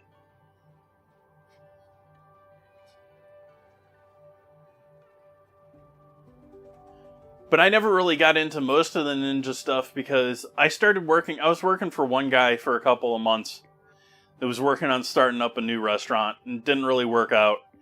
But he had bought a Ninja for that kitchen. And I cut myself the first day messing with it because it was I was unboxing it. Yeah, I had put it together for the kitchen. And I cut myself unboxing and putting it together, just not seriously, just minor enough and just enough that it sticks out in my memory. It's got a tall thing with a blade, with 3 different blades on it that goes in the thing, and I've never seen anything like that, and I thought it was rather ridiculous, and never got to heavily use the thing to know if it was amazing. I've never heard anyone recommend one to me over a Vitamix. But at the same time, they seem to have 1,000,001 products now.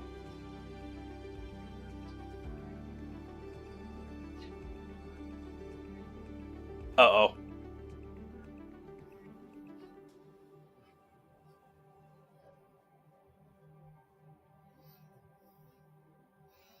Let's see what our sauce is tasting like here.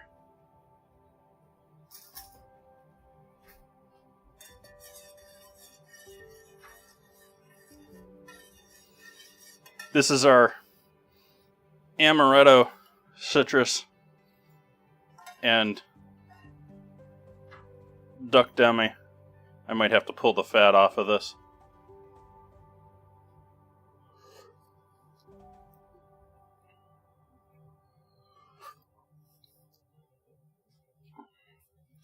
That is mighty hot.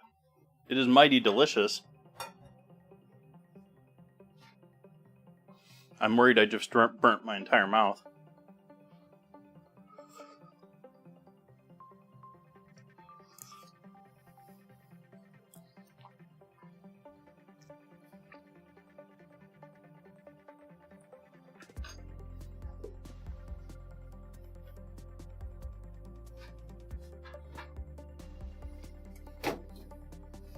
Yes, I love my Vitamix.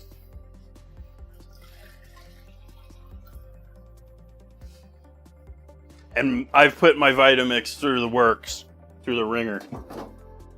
I have replaced the outer plastic carded enclosure on it.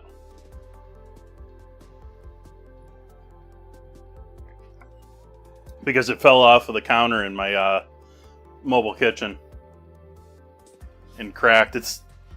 Oh no, they gave me a new shield too. It cracked the shield and it cracked the plastic near the handle. But that thing is a beast of a machine. Like, that's a beast of a machine compared to the normal Vitamixes. It's a heavy cast base with a downward facing motor instead of the upward facing one of the traditional machine. And then it's belt fed to the actual normal spindle. Like, it can handle 1.5 gallons. It has 1.5 gallon container. Like, it's a beast.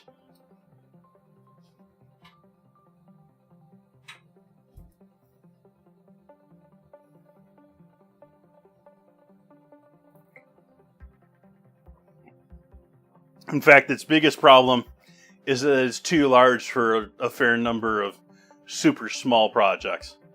And they have a smaller blender piece to go in there.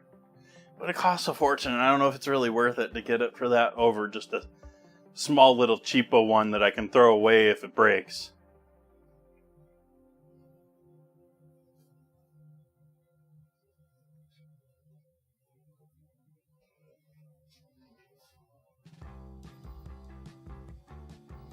I'm waiting on the bread to come out so that I can start heating up the orzo and cooking the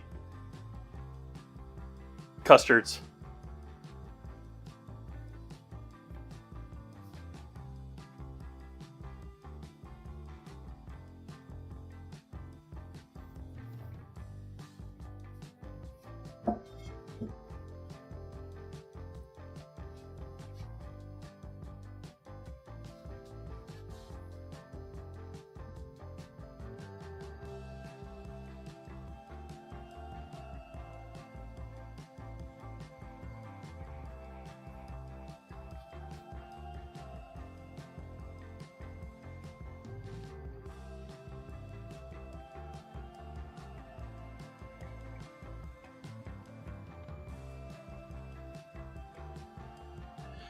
The real thing about Vitamix is that they've had a lot of branding behind them at the same time.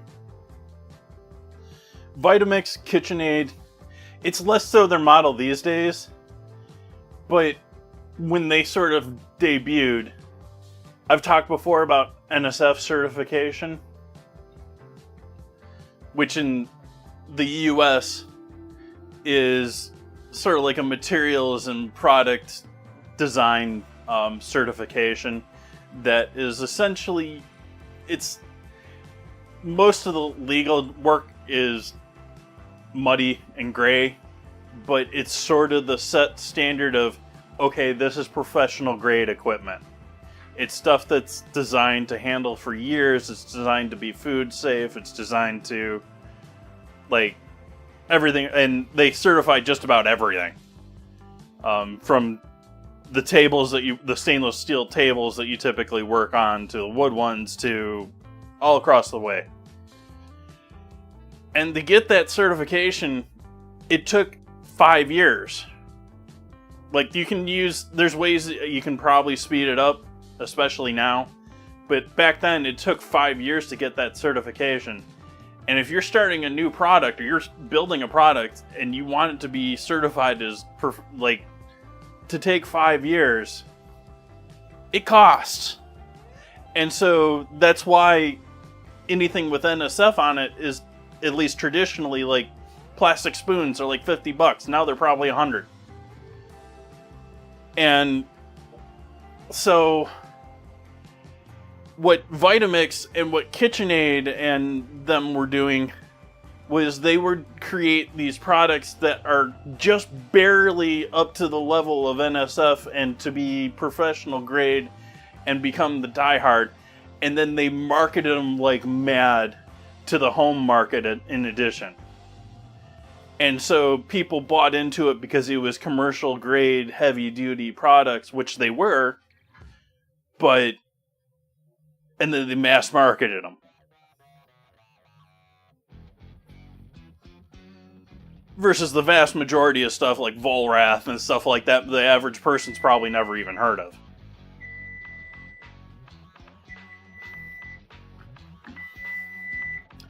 That's our bread timer. Let's take a look at our breadsticks.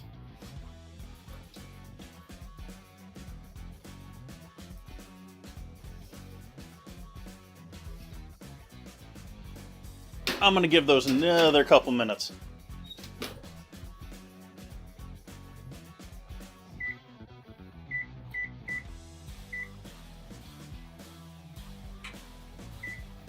Put 4 minutes on the timer.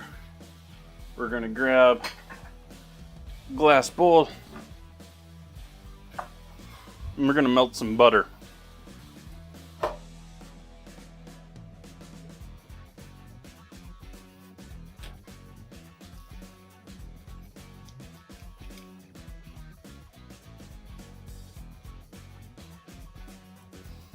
Don't use my red glass bowls in the microwave anymore.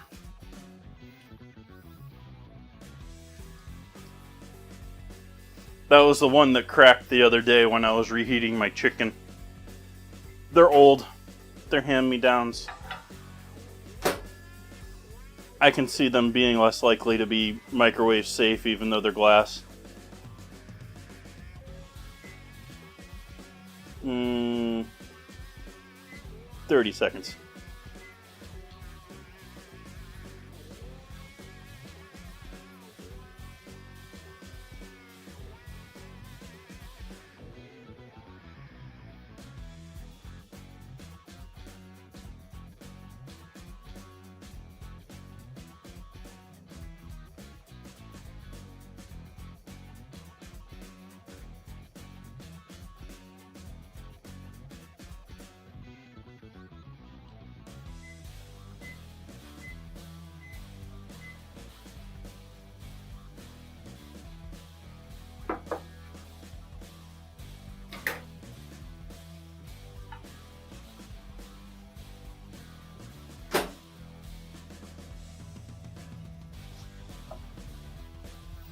Melted butter for over our breadsticks.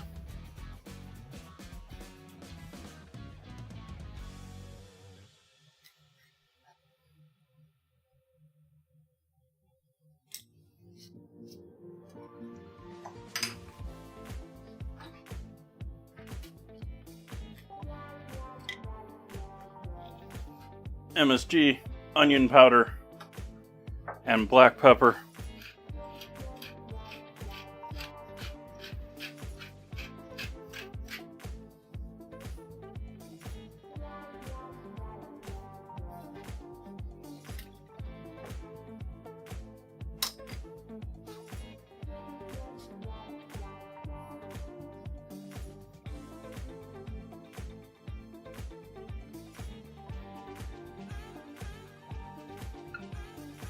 Probably going to continue using this when I go to melt butter for the sweet potatoes, but I'm not too concerned about that at this point. And I'm not going to add more of those seasonings, or at least not of the onion, but I'm not going to worry about a little bit getting in there with it.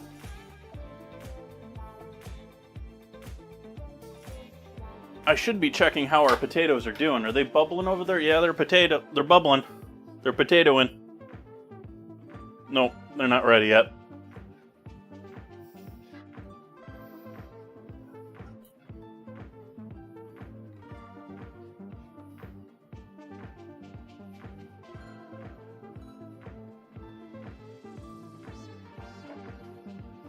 Move the duck off of the cutting board here. It's still lightly warm, which is right about where I want it. I don't want it scorching hot to put it back in the pan immediately. I want to give it a little time to render that fat out. And it's going to warm up a little bit more.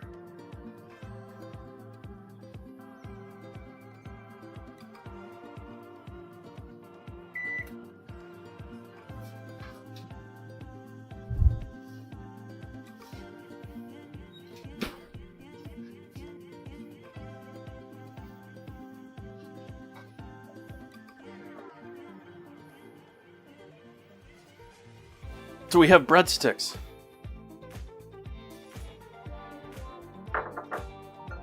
Breadsticks. Bacon breadsticks.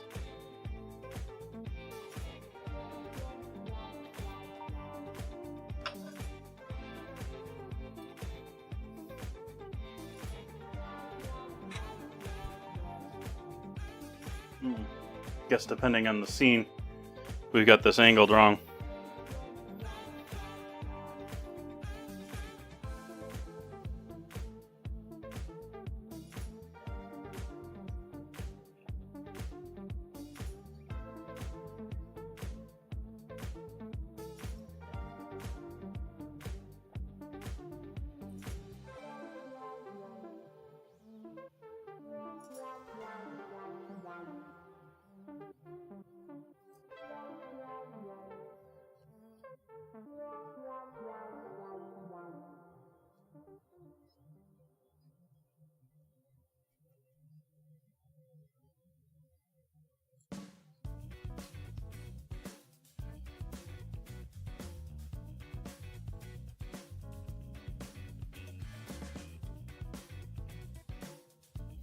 Let me turn down the oven here.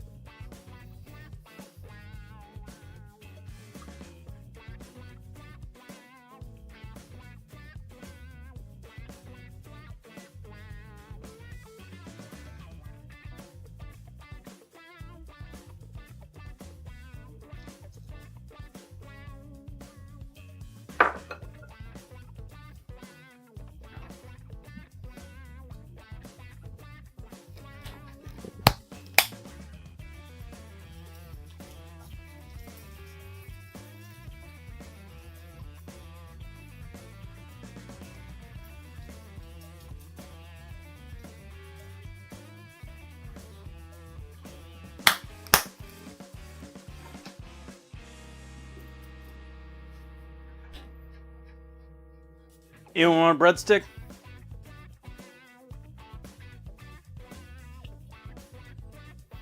Some of them are crispier than others.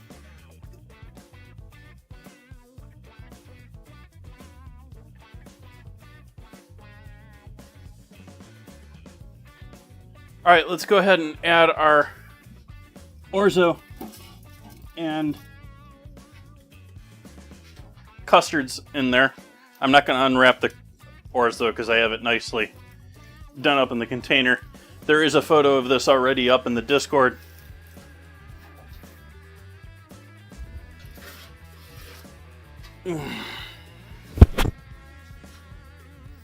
Custard's going in.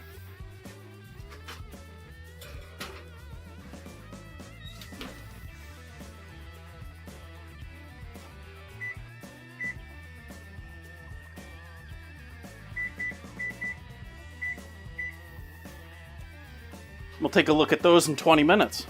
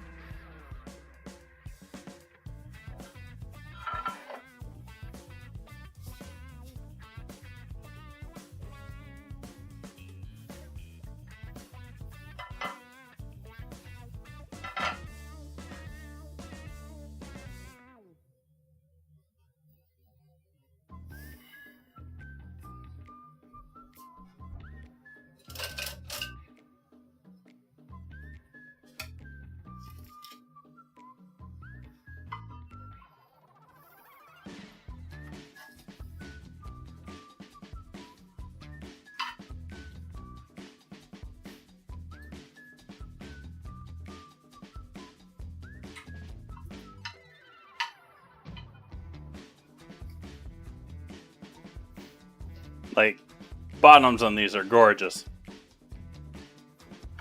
I don't really want to roll the tops around on.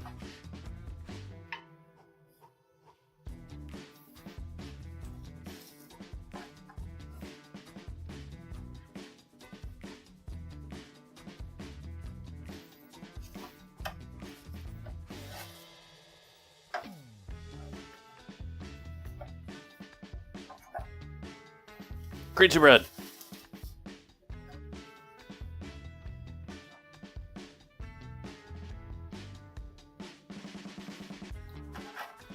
I guess those are sticking together.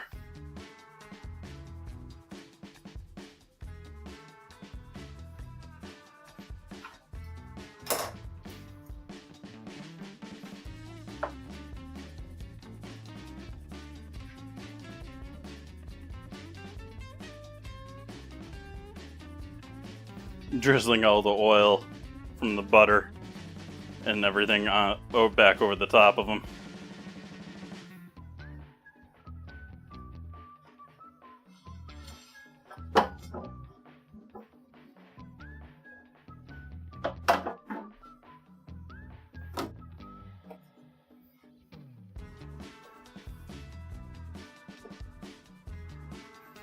But here we have breadsticks on a roofing tile.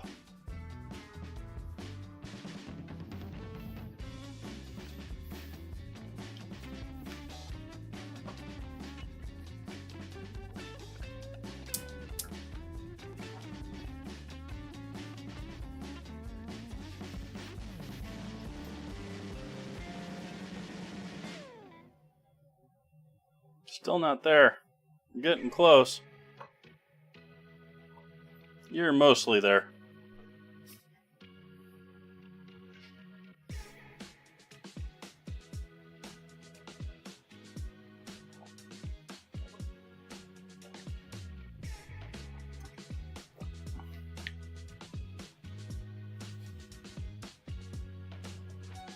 Really, they're sunfish. I guess it sort of fits. The name. Yeah.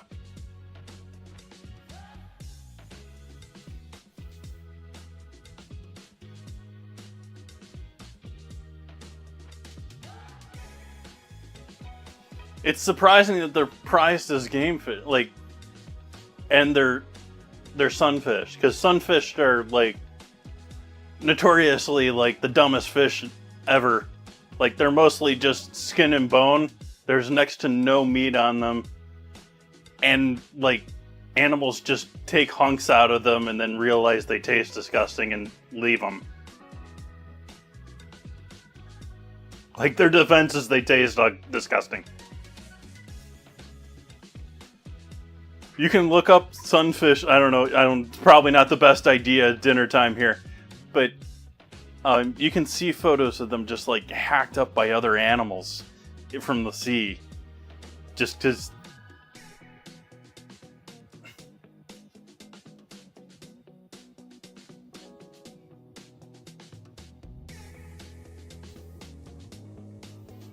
We warm over here yet?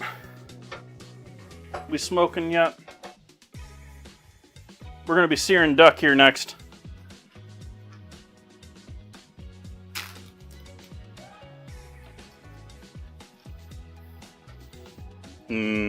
Duck.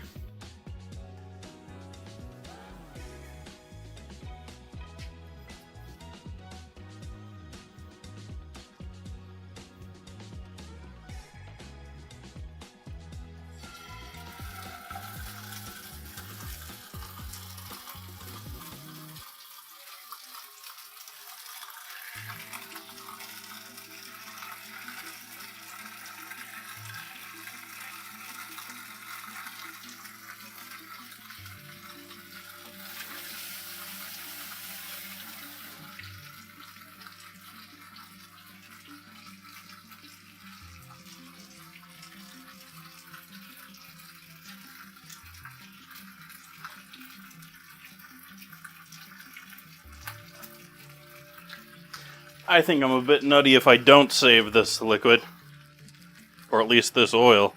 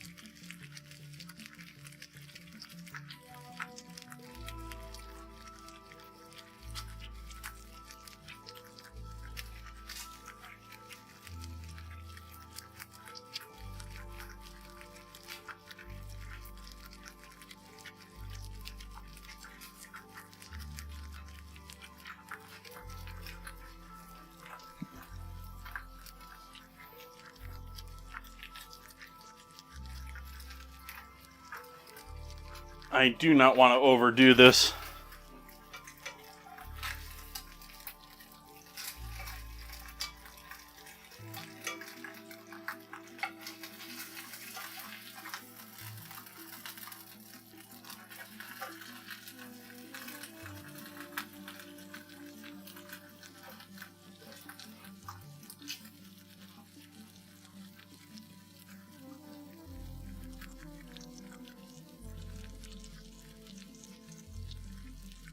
I've spent 4 hours cooking this duck already. We're just looking to get some nice color.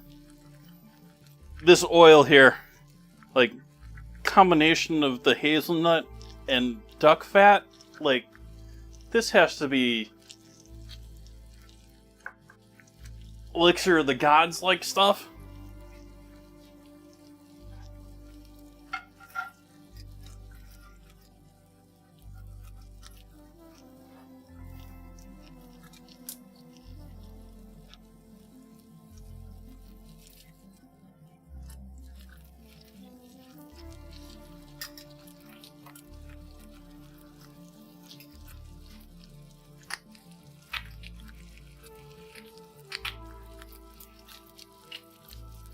And we're out of focus on the stove.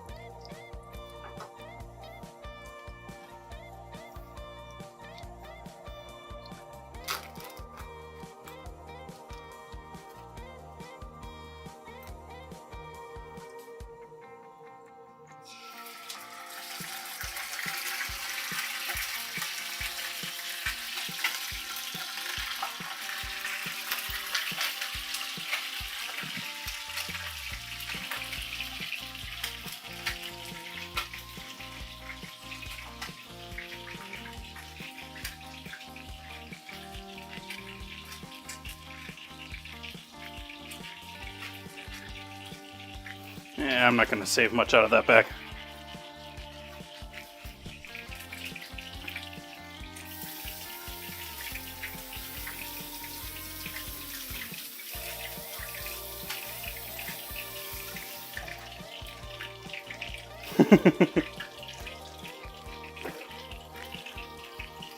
Is that a bad thing, Zeeks?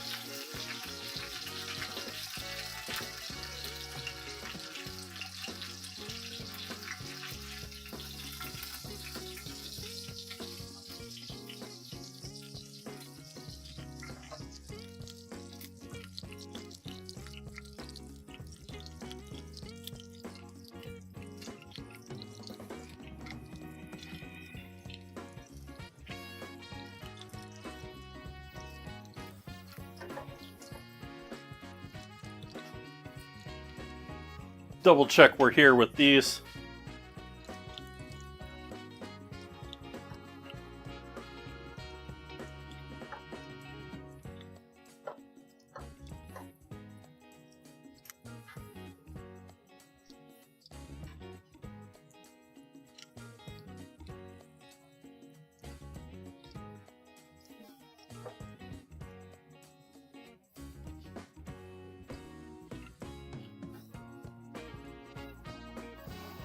Is anyone curious? Here's another one kitchen lore people don't understand. You know why handles are so long like this? Why they make handles that long?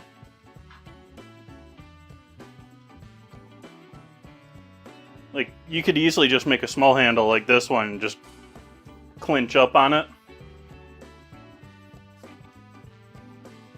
It's because that way you can do this and lock it on your arm.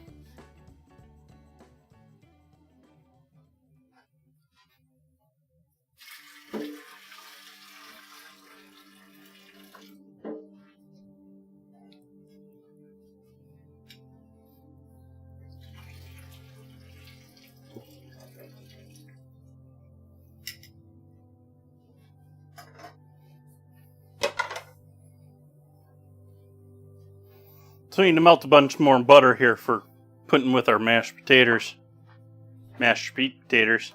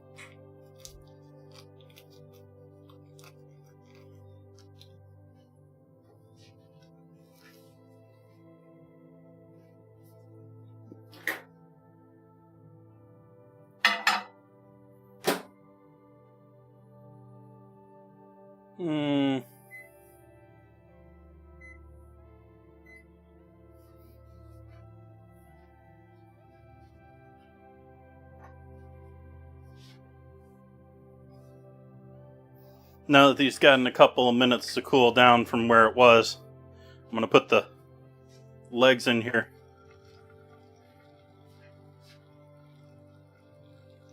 Back in here. And these are going in the oven. Just to finish. Last little bit. Get a little more color in through here if we can.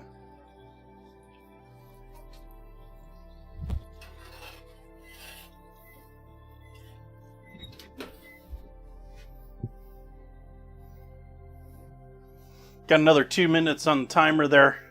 Everything in the oven's looking good. Looking good.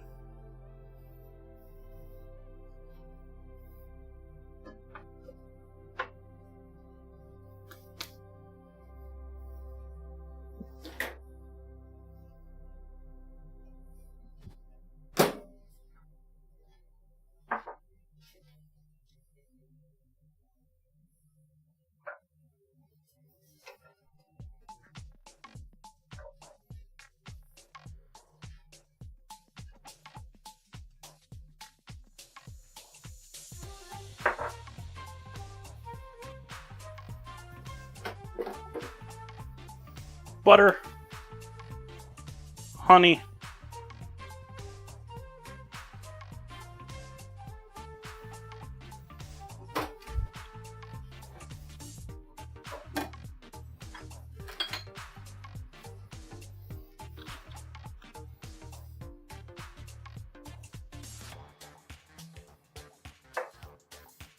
freeze-dried thyme.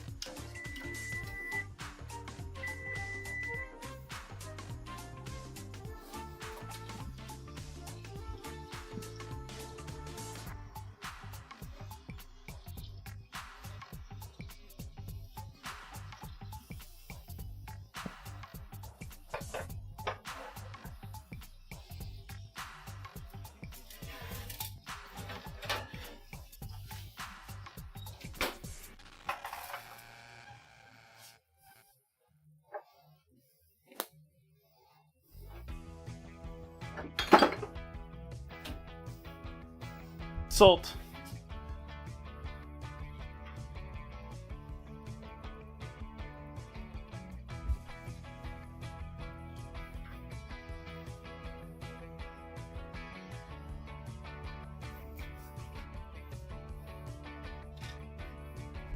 We'll skip the MSG for once.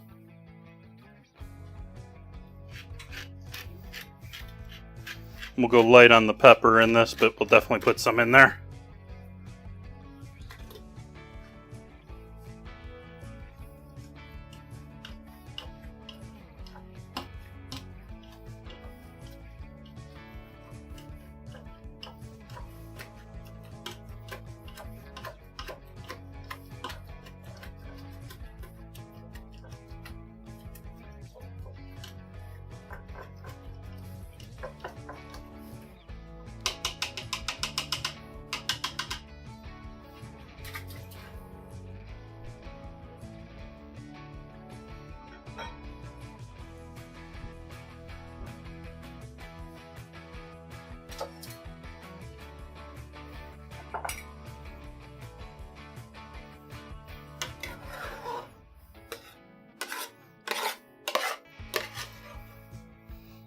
Ooh, I want to give those more of a mash.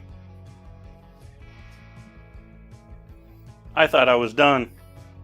I am not done.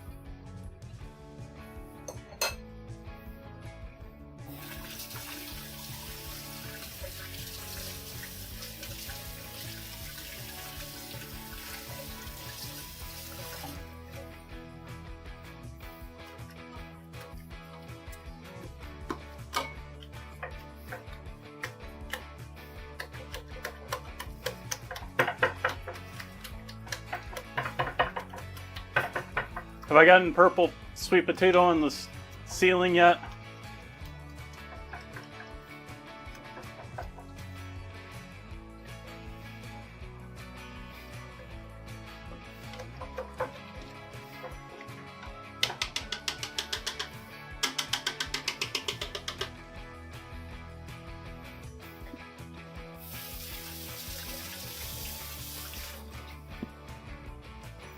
Let's see how it looks now. Yeah, it's better.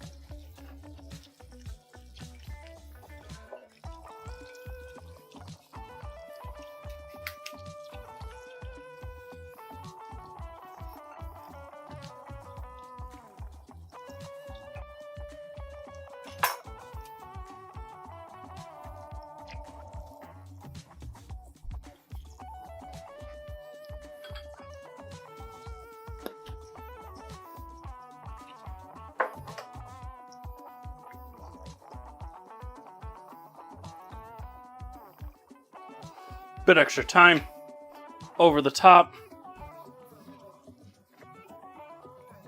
Bit more honey over the top.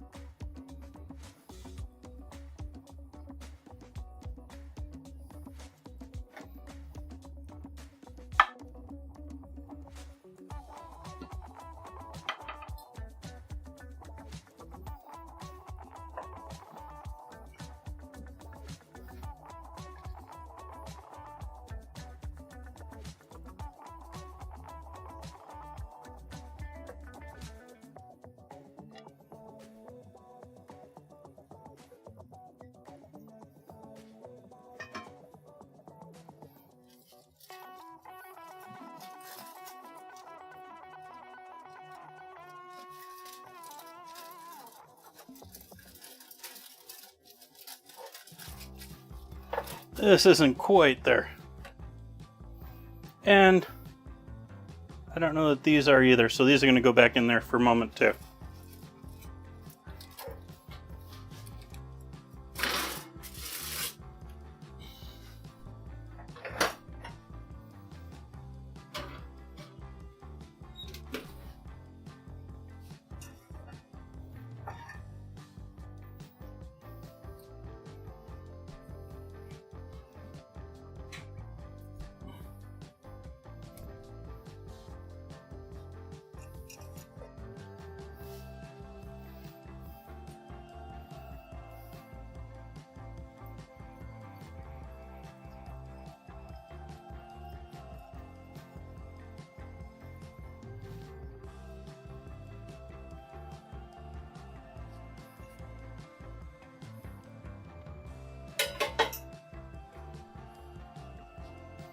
That turned out amazing. Like, I know the color just isn't going to come through on camera. That is just one of the most gorgeous reddish brown stocks I think I have ever made. That created a gorgeous stock. It's also considerably longer than I typically do my stocks. Like, I did a whole extra day there for this one. I don't know what I'm going to do with the rest of this, because this is just...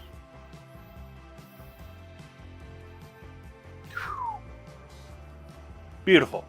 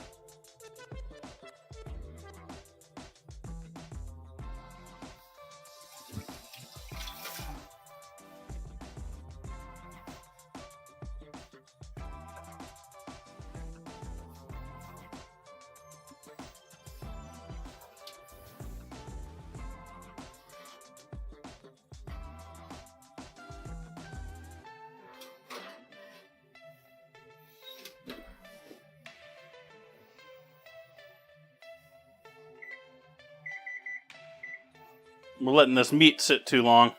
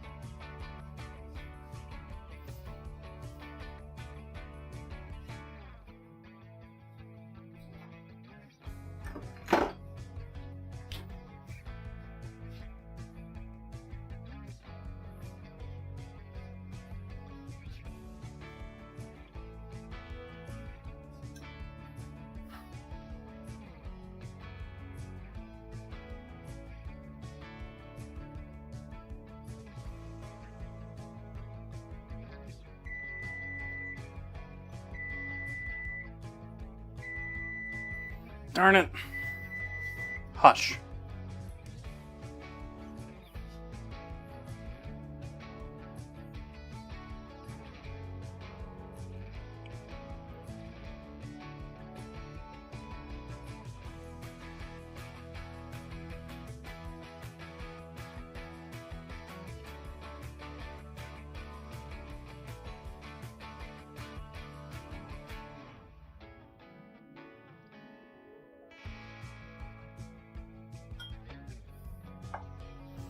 Trying to get most of the oil to pour off the top of that.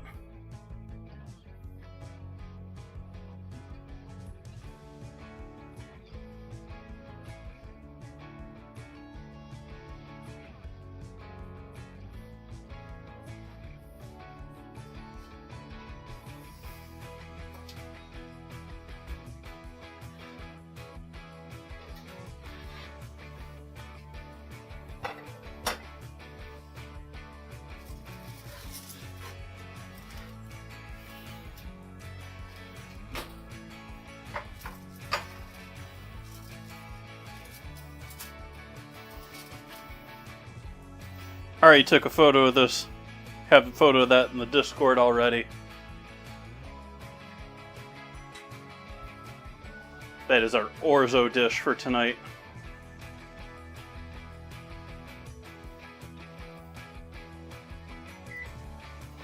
I'm going to throw this back in the oven for a moment. Longer. While we see if we can't get one of these custards to pop out. Do you think we're going to get any of these custards out by themselves? Or is this going to be a giant mess?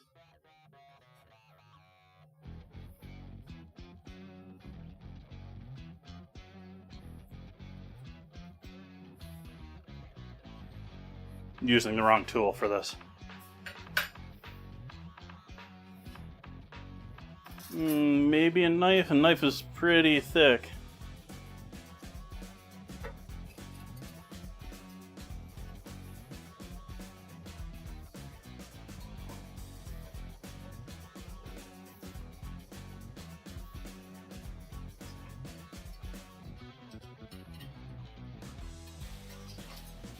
I think I'm just going to loose them all up on the sides and try and upside them, down them in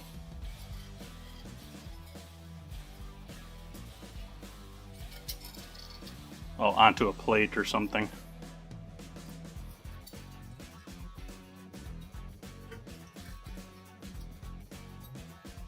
Several of those are turning freely, so I think they're going to pop out.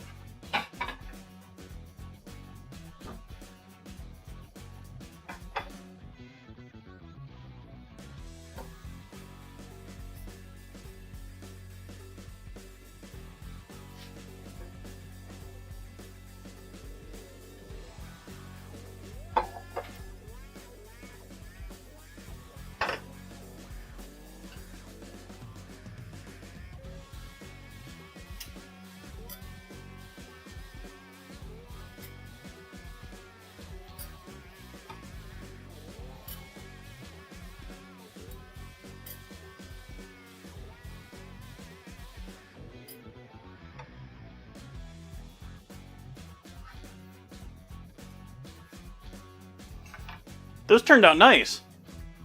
Like, I would have hoped putting them in this pan would have gotten a little more brown on the outside, but there's a little brown in there. I think those turned out lovely.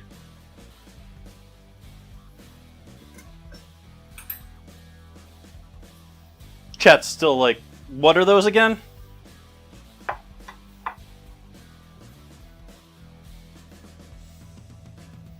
These are egg, spinach, and corn, and feta custards. They're quiche-ish, custard, quiche, in that department, in that area. There's some butter in there too.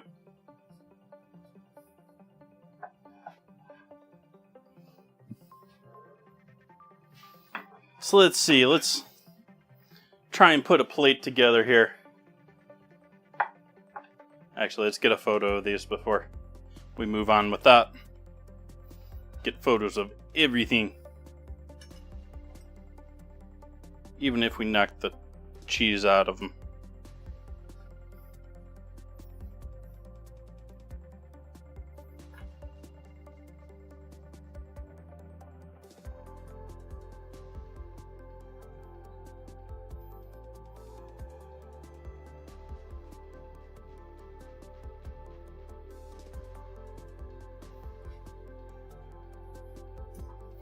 I'm gonna break one of these open so everyone can see.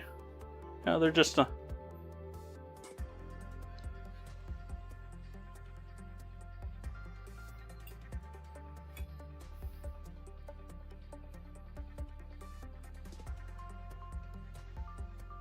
spinach, corn, and feta, seasoned.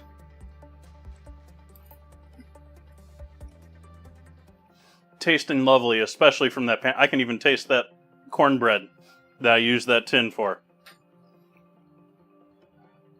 Those are yummy. I think that was...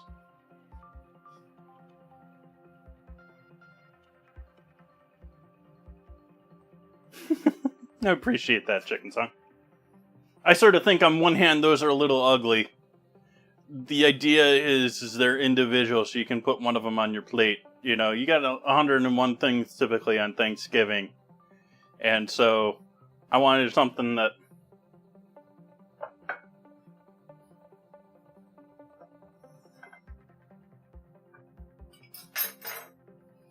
My earbud's about to die on me.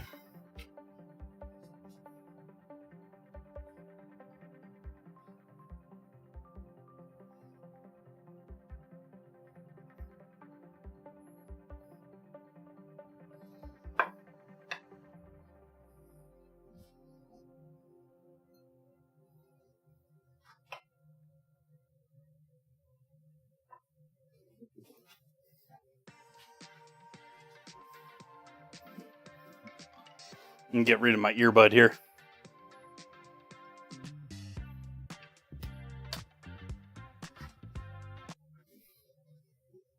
Hopefully I didn't stop the music too. Did I stop the music? I did.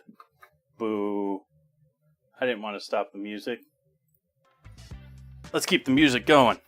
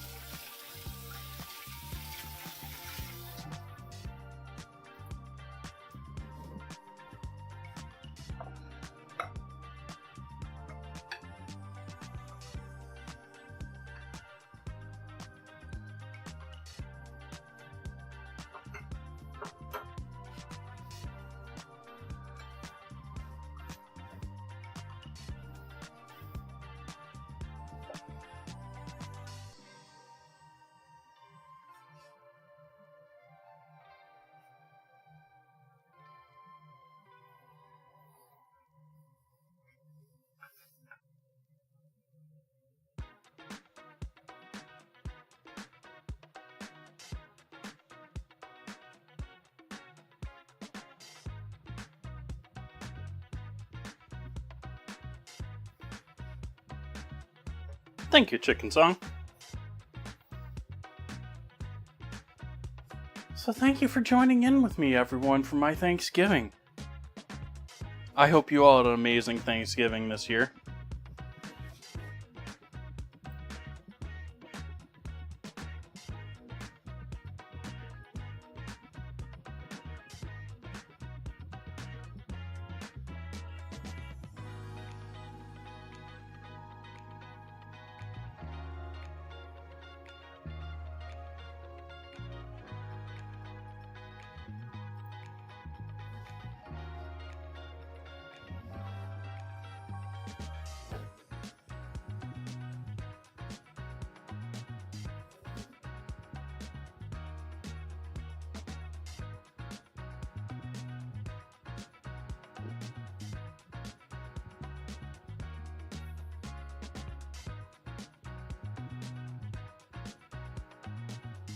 I don't think I'm going to raid out tonight. I think we're going to leave things here.